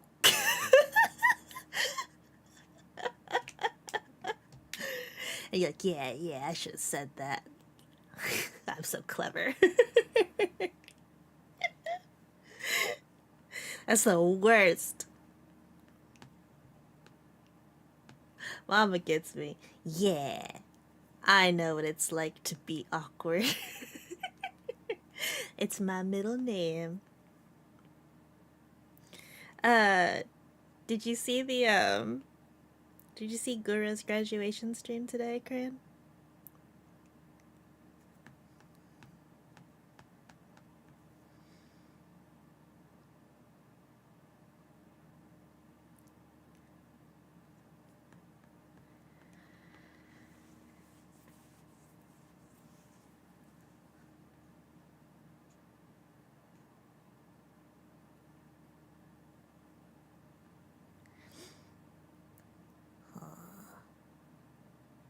didn't watch it. I hadn't really watched her before, so it wasn't a thing for me.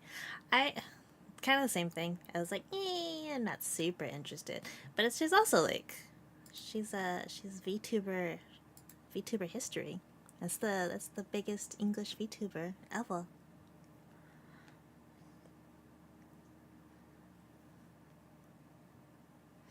So I did pull up like a little bit of the ending of the stream. I was surprised it was only like, it was less than 30 minutes. I was like, huh? Why? ¿Por qué? ¿Por qué?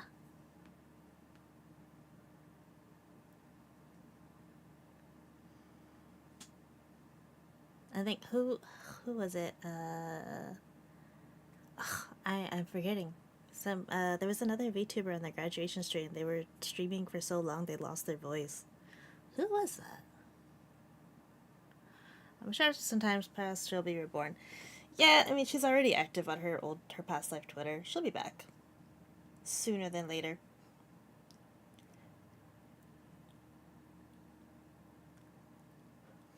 I'm curious if she's gonna like live stream or just stick to like making videos.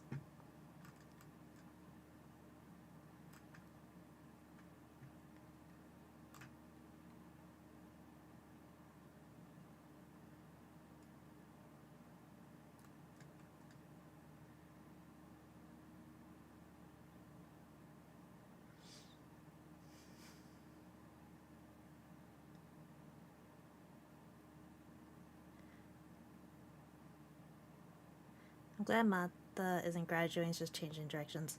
Well, she's like, I guess you can, she got fired. But I mean, it's like the best possible way to be fired. Because you get to keep basically everything. And then she's like, I know she's, Bricky, the other guy she collaborates with a lot. They've been wanting to work together to do merch, and like merch is like the only way Bishoujo like makes an income. So like she's already got a merch company to work with Bricky. She can still collaborate with all of the other Bishoujo members, which is great. And she keeps her IP, which is great. And she already has another talent like agency that she's working with WMA. So Mata is fine. It's conflicting because I love Bishoujo and I'm upset that they would fire her. But you know, nothing changed. She can still do her thing.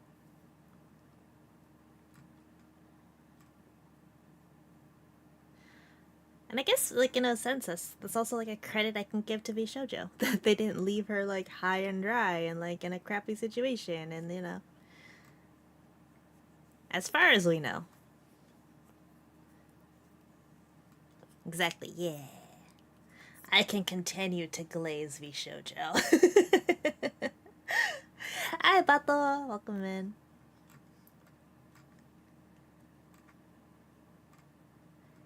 Niku in the corner. Writing.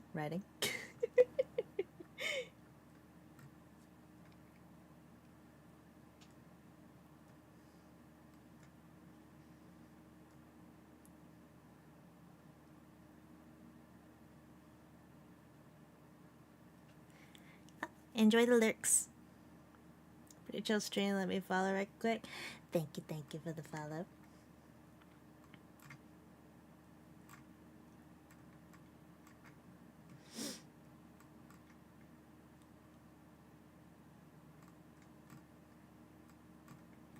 I plan on doing like a lot more,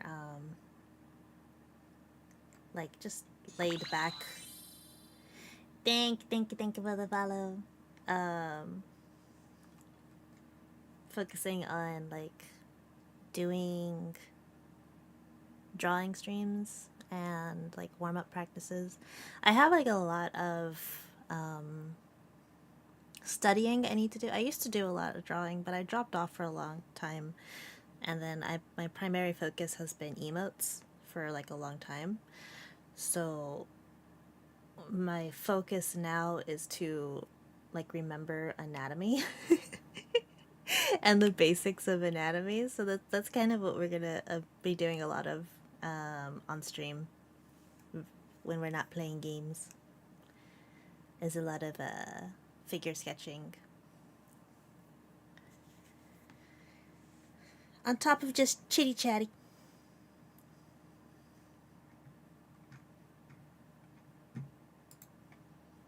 Oh, wrong button.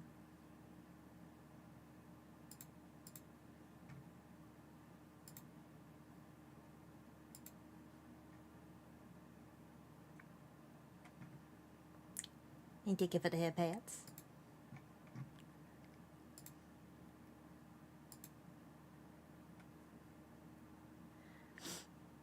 I like my mama draws. Thank you. My iPad battery is dying though. That's one downside. I'm definitely limited to how long I can draw for on my iPad on stream. I need to find a better way to capture. So I was saying earlier, if anybody knows a better way to capture how to capture the iPad screen, I'd appreciate it.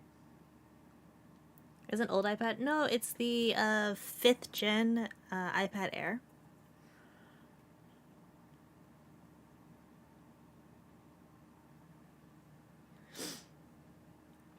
But I wanted to capture. Are we supposed to call you mama or weeb?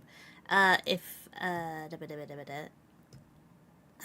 prefer. I typically go by mama, but not everybody likes to call people mama. So weeb mama works, like the full name works.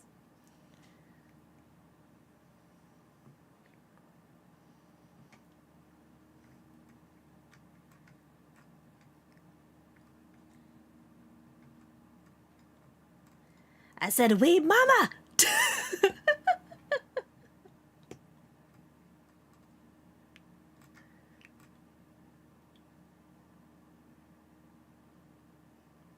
Am I okay with calling mama mama? Are you okay with calling mama mama? I know Pixel calls me weeb mama. Shouldn't call you mama.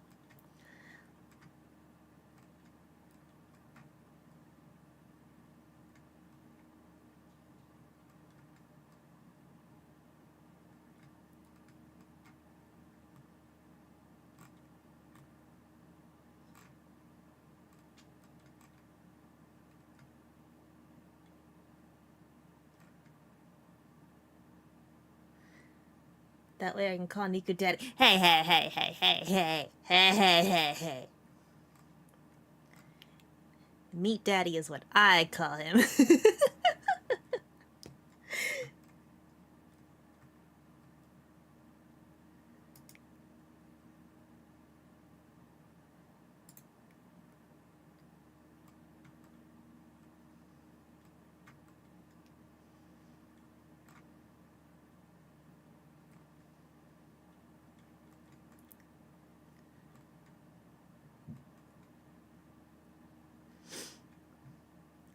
I was joking, I just call him sexy.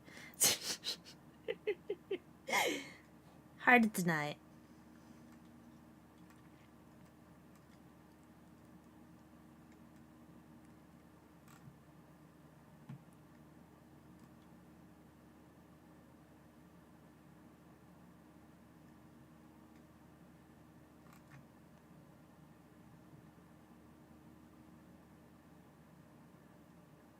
Huh? Grimmy was putting together an Omegaverse tier list, and she thought that I would be oh god, what was it? Some father, something father. To be fair, Grimmy was also incredibly easily influenced by other people coming into our chat and being like, you should put this person in this tier because I think it's funny. No, that's true. There's nothing funny about me being someone's dad. There's nothing Question? funny about that. What's the question? I think that she genuinely thought that I was a paternal figure. You think that was genuine from her? I think I could be a really good paternal figure. Paternal. Specifically. Yeah, specifically like the dads that are quote unquote the fun dad because they don't take any responsibility and they just. Oh, you mean? Are you gonna be the fun dad?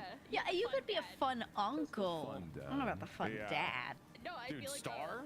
who doesn't actually do any of the parenting and then fights with the mom all the time. You're just describing Can you do a animated porcelain-made emotes? Giga collab. No. Oh god. However, Oh god. that is something I'm attempting to learn. I'm currently in the process of trying to watch some tutorials for Live 2D because I'm gonna use it anyways. So I was like, oh, I can start like learning how to draw animated emotes, and so that's something that we're gonna start working on too.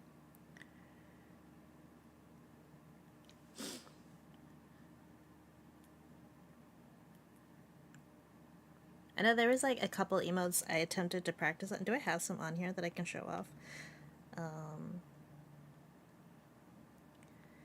That I attempted to do like traditional animation.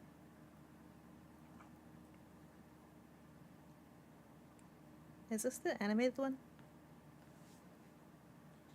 No.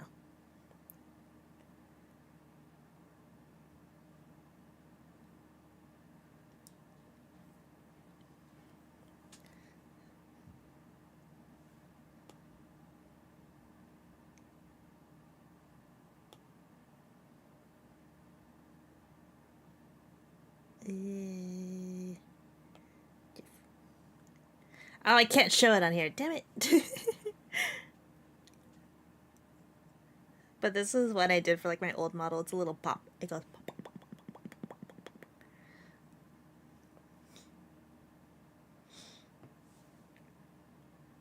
Yeah, it's not capturing my my whole screen. It's just kind of showing like an image, which like yeah, it's cool and all, but kind of doesn't help me show some stuff off.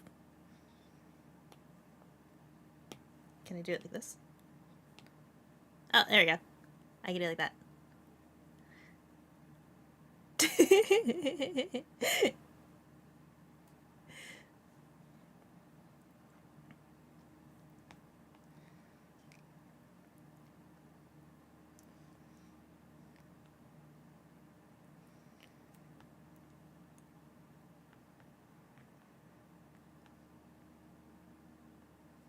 And then was this one of the animated ones? No, it's not. I did this one for Niku, and I had her like being dragged off the screen.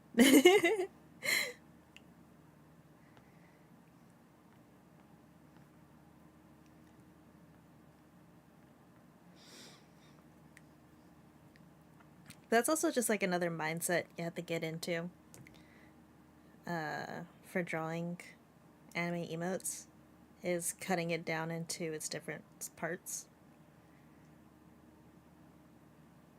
Where did my... I went to a different folder and I lost where my artwork. Which is fine, because I need the colors for this one. Let me grab the colors here. Screenshot. And go back.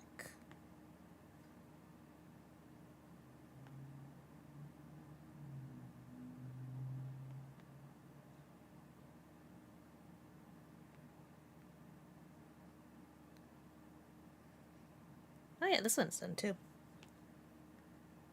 This was also for the old model. It's I had it like swinging as my old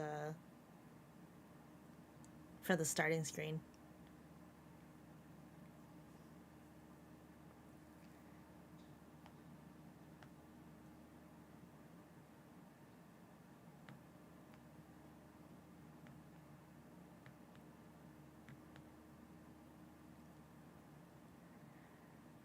I like that. Thank you.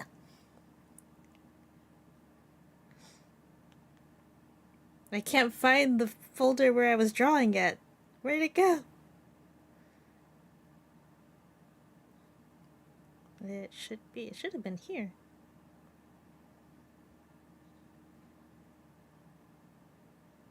That would be crazy if like somehow this just got deleted.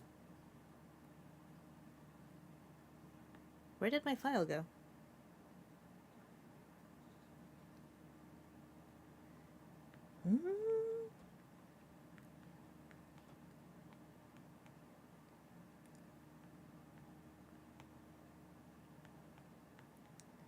Surely I'm just blind.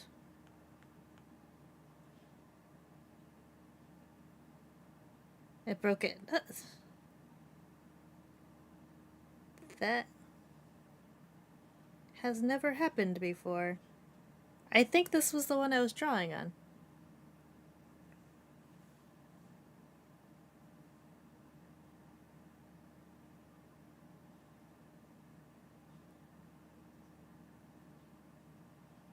Okay, no, maybe not. Welcome back.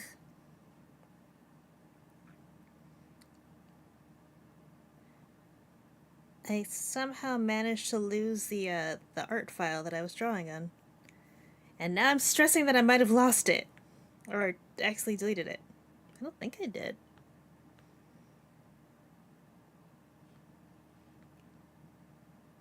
I found it. I found it. All is good. Ha ha ha ha ha. I had it in a different folder. What app are you using to draw? Procreate.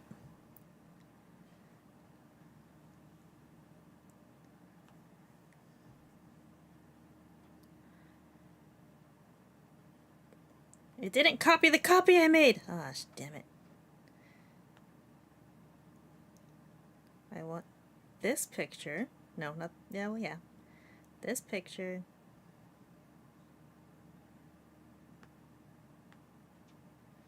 Oh, wait, because I screenshot it, that's why. I'm such a goof.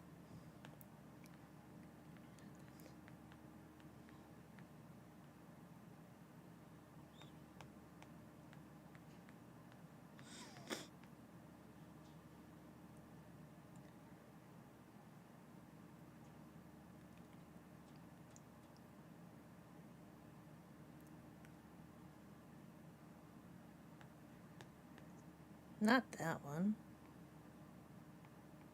This one.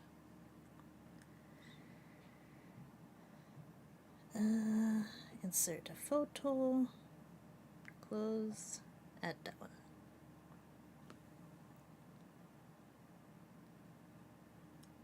For the colors.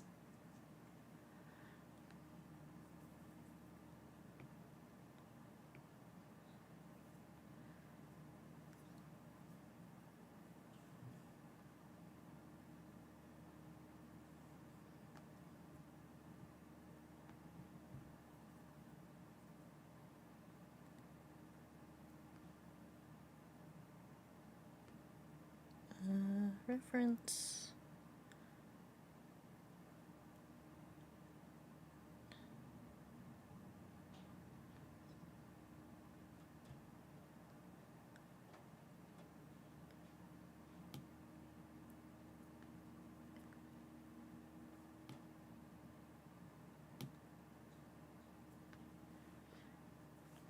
I do love how easy the color fill makes us.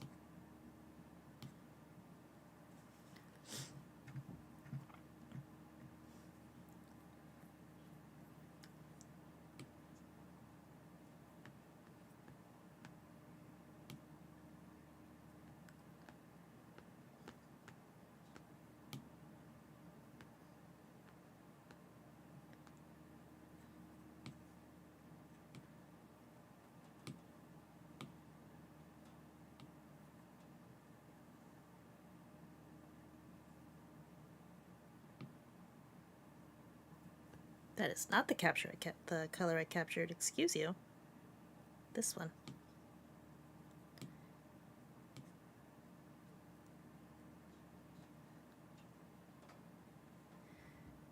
Okay. How's your week been? It has been pretty peachy, actually. I overslept yesterday, which is really freaking annoying since I was late to work. But other than that, it's pretty good darn week.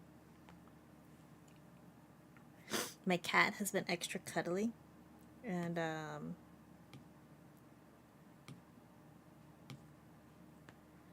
that's always a highlight. How's your week been? I can't believe we're already on. Tomorrow's gonna be Thursday.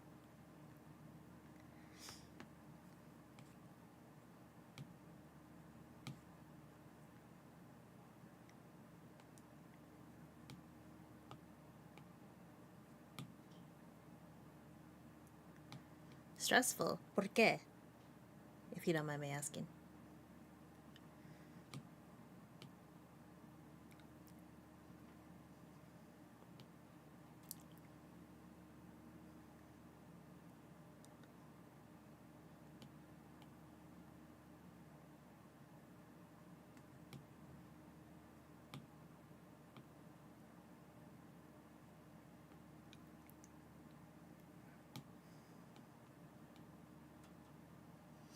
I was like Normie using my tongue for a color reference. Ah.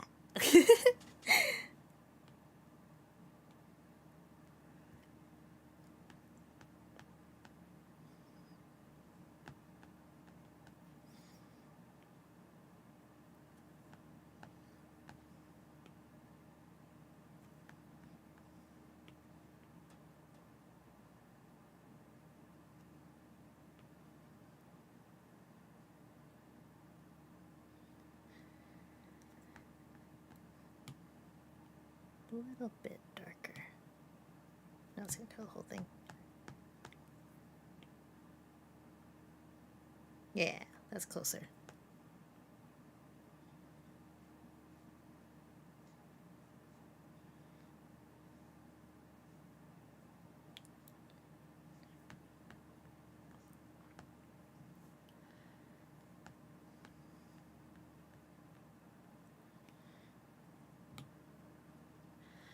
I had to run the whole staff meals by myself Monday, Tuesday, and Saturday. I'm working all day at the hotel.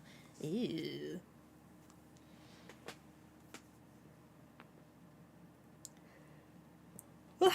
How long is that?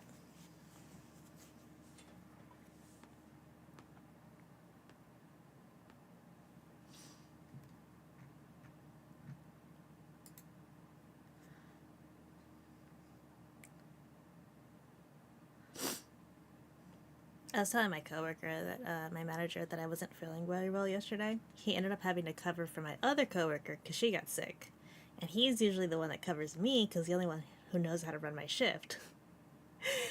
So I was like, "Yeah, you're lucky. I was gonna call off today." And he's like, because then you have to do 3 to 11, and then my shift from 10:30 until 7 a.m.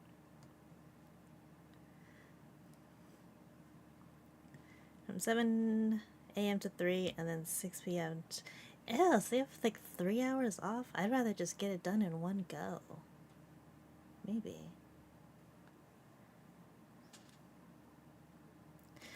I guess my logic is I don't want to waste the time driving home for like traffic and stuff, and then having to go back to work. There's nothing worse than just like sitting in traffic. It frustrates me deeply. I agree. Mm-hmm.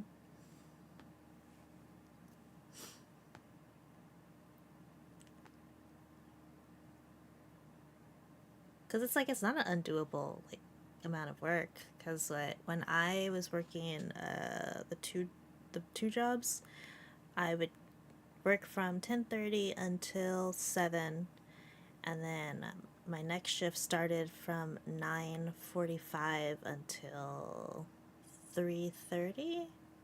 Was that what time I got off? Yeah, like 3:30, 3:45 or something like that. It's a long ass day, but the worst part of that entire shift was driving home at 3 p.m. traffic.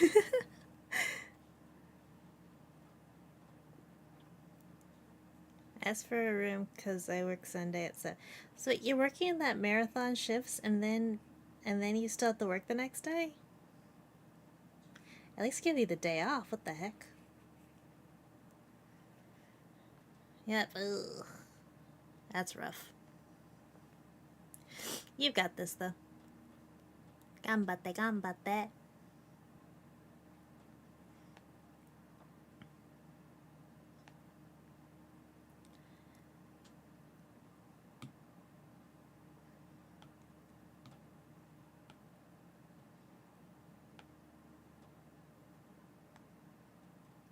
Here. Reference. Multiply.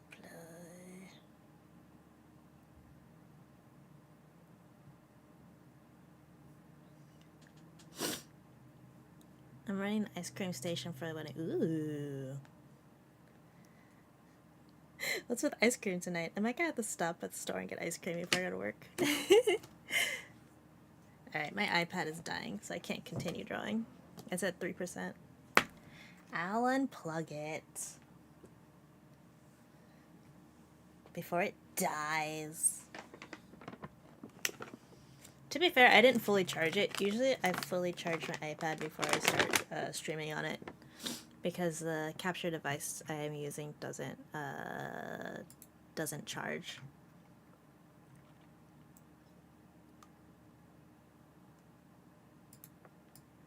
It would be nice if it did, though. What the heck?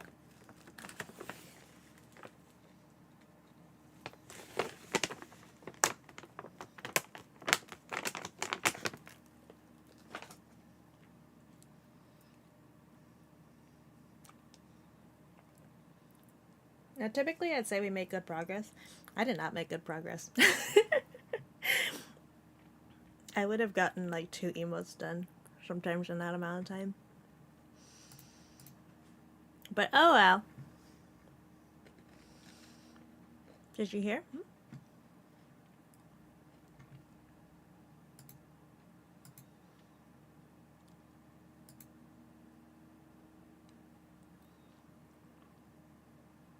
Any progress is good progress. You know what? You're right. You're super right. You're amazing and cool. How dare you? How dare you lie? How dare you lie on my name? How dare you? There will be punishments for these transgressions. Punishments! Hold up, wait. Look!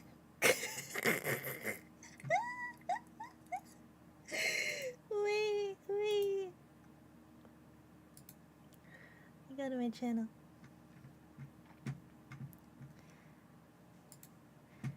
I'm in the way! Come here! Look at it.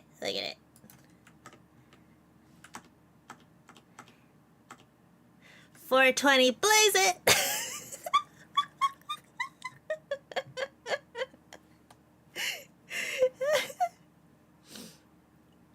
Never lie on your name, maybe Anika's do it! And again, we dare with our whole chest. Chest. Bosom, yes.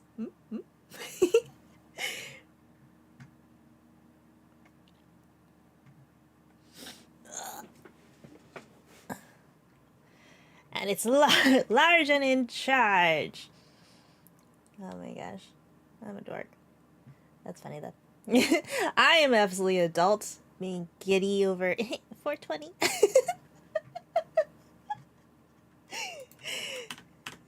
Zoom out. Go back.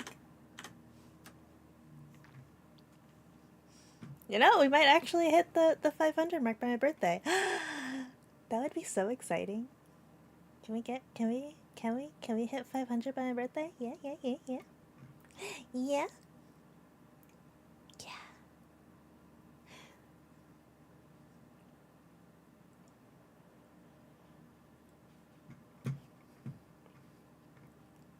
Okay, I can hide that now.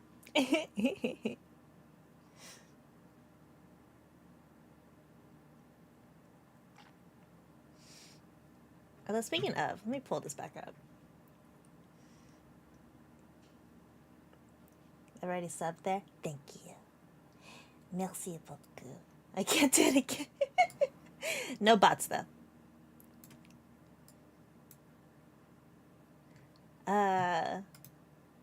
Cran, since I know you also enjoy VTubers, let me get your opinion. So I found an artist.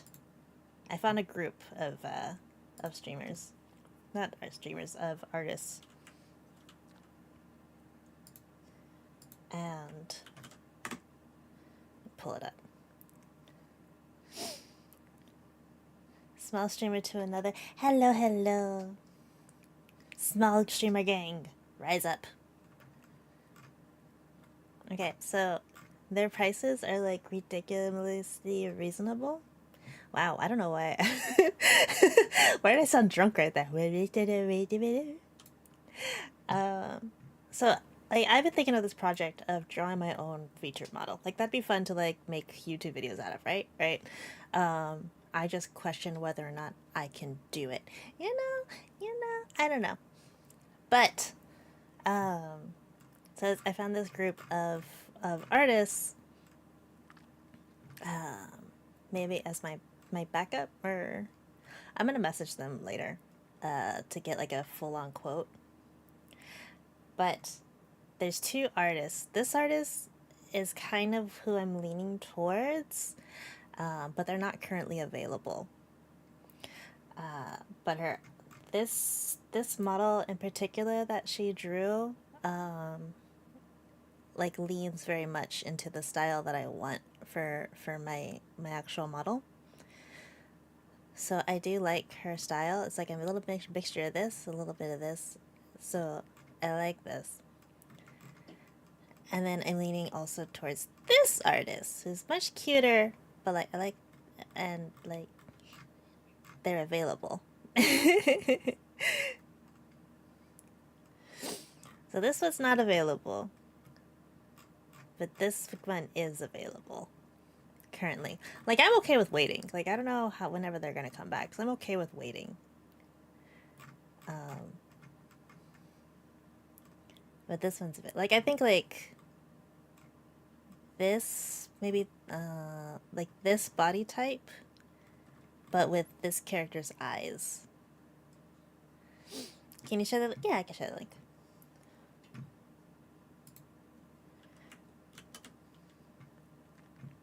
Alright, like Oarstar's examples. Yeah. I'll post it in the Twitch chat.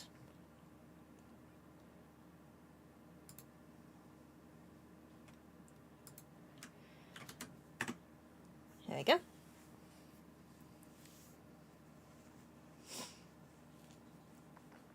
Right.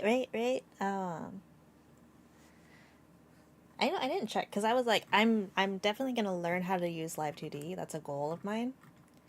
So I didn't even look at the rigging prices. Let me pull that up. Price. So that's the art. So the rigging starts anywhere from 200 to 400 to 600, which is not awful for rigging. So if you consider the one who I like, she's about $500, and combined with the 600, it's so that's a low balling because you're not talking about like different hand gestures. That's still cheaper than one of the Live 2D artists that I was looking at, who was like, it's a minimum of like 1,100. Hi, welcome. And that's just for the art. That's no rigging.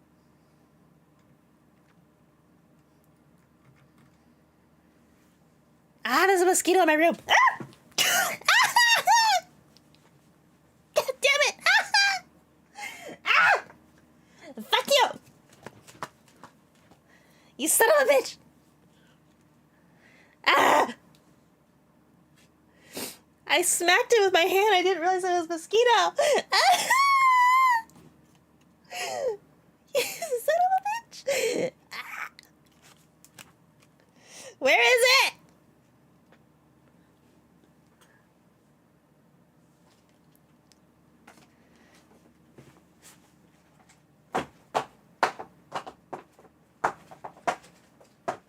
Ah! Okay. I think it's dead.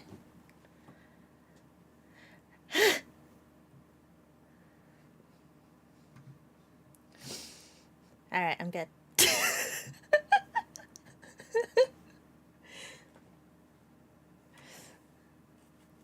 Looks like yeah, rigging is separate. Did it bite? I don't think it did. I'll know in like a couple hours if I start getting like itchy. So yeah, these are the different riggers. I don't have an example of their rigging though. So I don't know who I would go with, because I have bought one of their models and I haven't been like super like impressed with the rigging with some of them. So I don't know who did what rigging, you know? So it's hard to like pick one of them. If anything, like I would take the art, and I'd like to take it to the rigger who rigged this one. We just kind of have a language barrier, so I'm not really sure what their price is for just rigging. Unless it's just $1,000, because I messaged them asking like how much for a custom model, and they're like $1,000, and I'm like, okay, but you're a rigger, and I know you work with artists, so is that custom rigging, or was that for the whole model? And I tried to ask for clarification, and they never responded to me.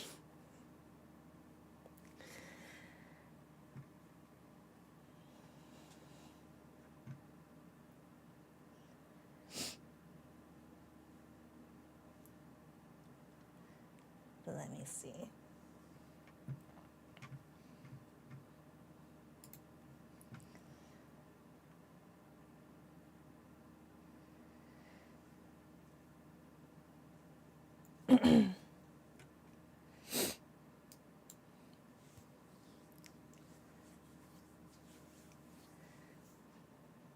I really hope I killed it. I hate, because you know if you're like smack a mosquito and it like sits on the floor and then it comes back.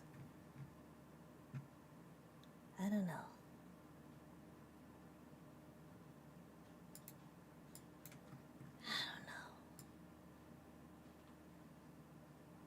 I felt paranoid.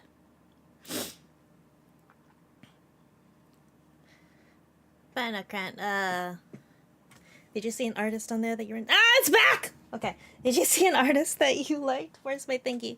I can kill it. Okay, it landed. It landed. I can kill it. Where'd it go? Hello? Hello?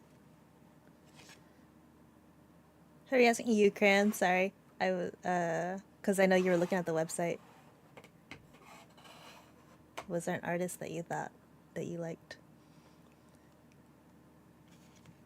I really like Cell's work, just because it catches the vibe of what I wanted.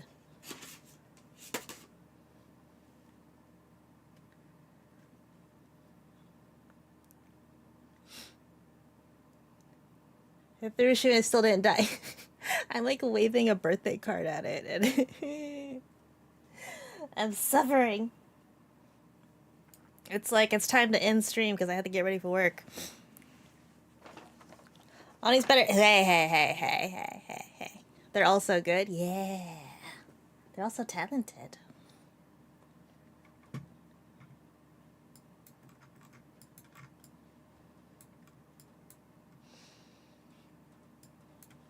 Let's see.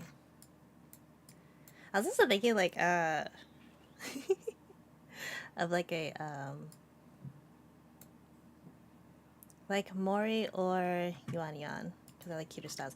Ah, Yuan was the... No, not that one. Mori. I really like this, the witch one from Mori.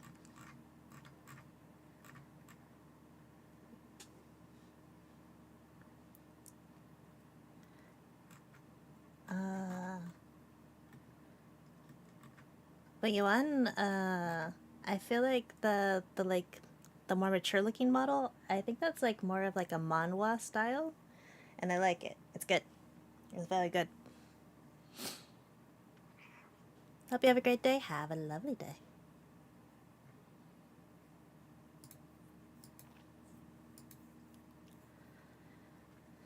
Something about eyes really tickle my fancy. Let me see.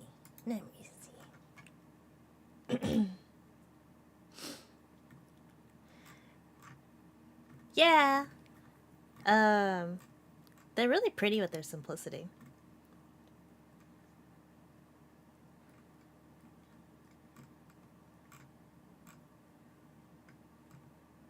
I like Shido too. Shido's like little cat girl one is really cute. The purple haired one.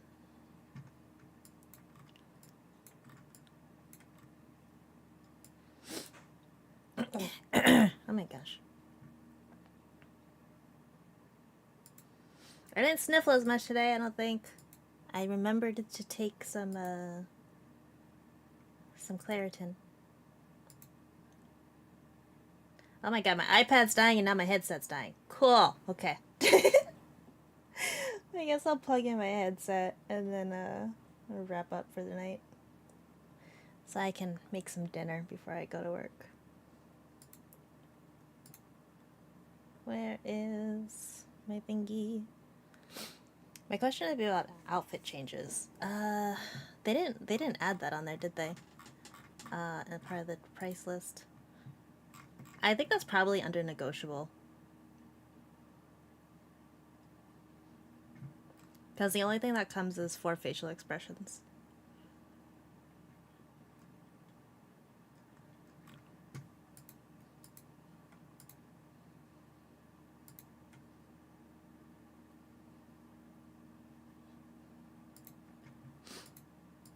Let's see.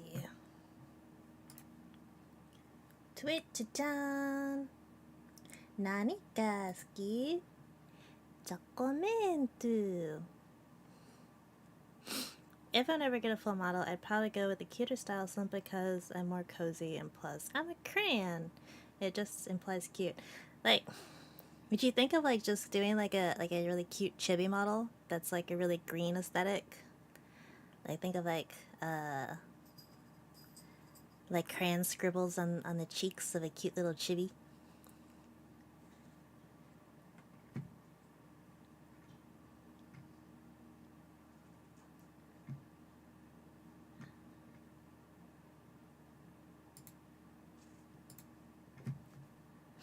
Or would you do like just like like a personification of a crayon? Or would you just be like a talking crayon?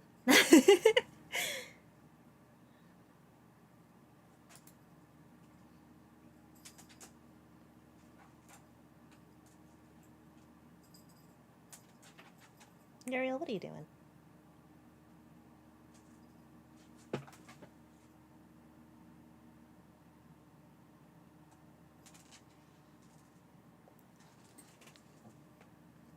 Hello, welcome in. I actually have some real pictures that kind of fit into what I want. I'm already a talking PNG crayon, but like, there's a gun VTuber. It could just be like an inanimate object.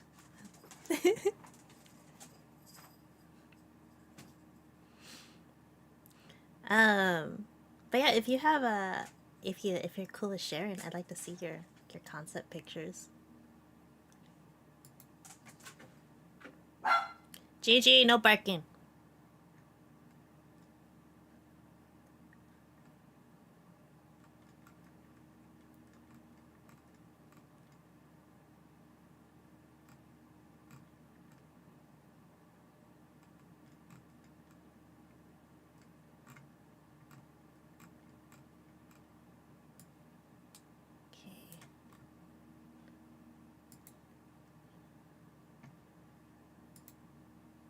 Can I raid?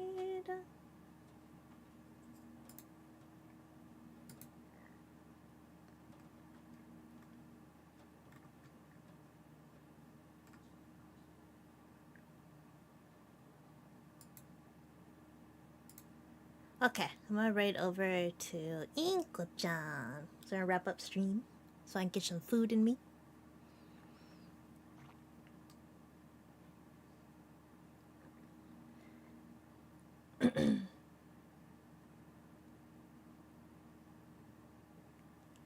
Thank you for the streams. Thanks for hanging out, Niku.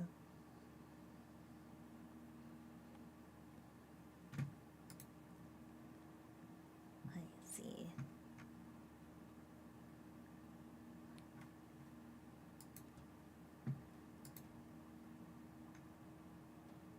Daddy, gosh darn it, Purple.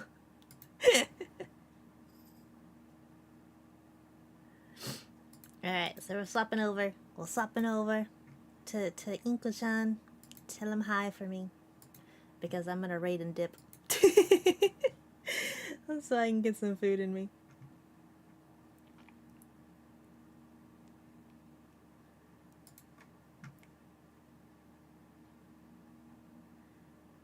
But alright. Have a good night.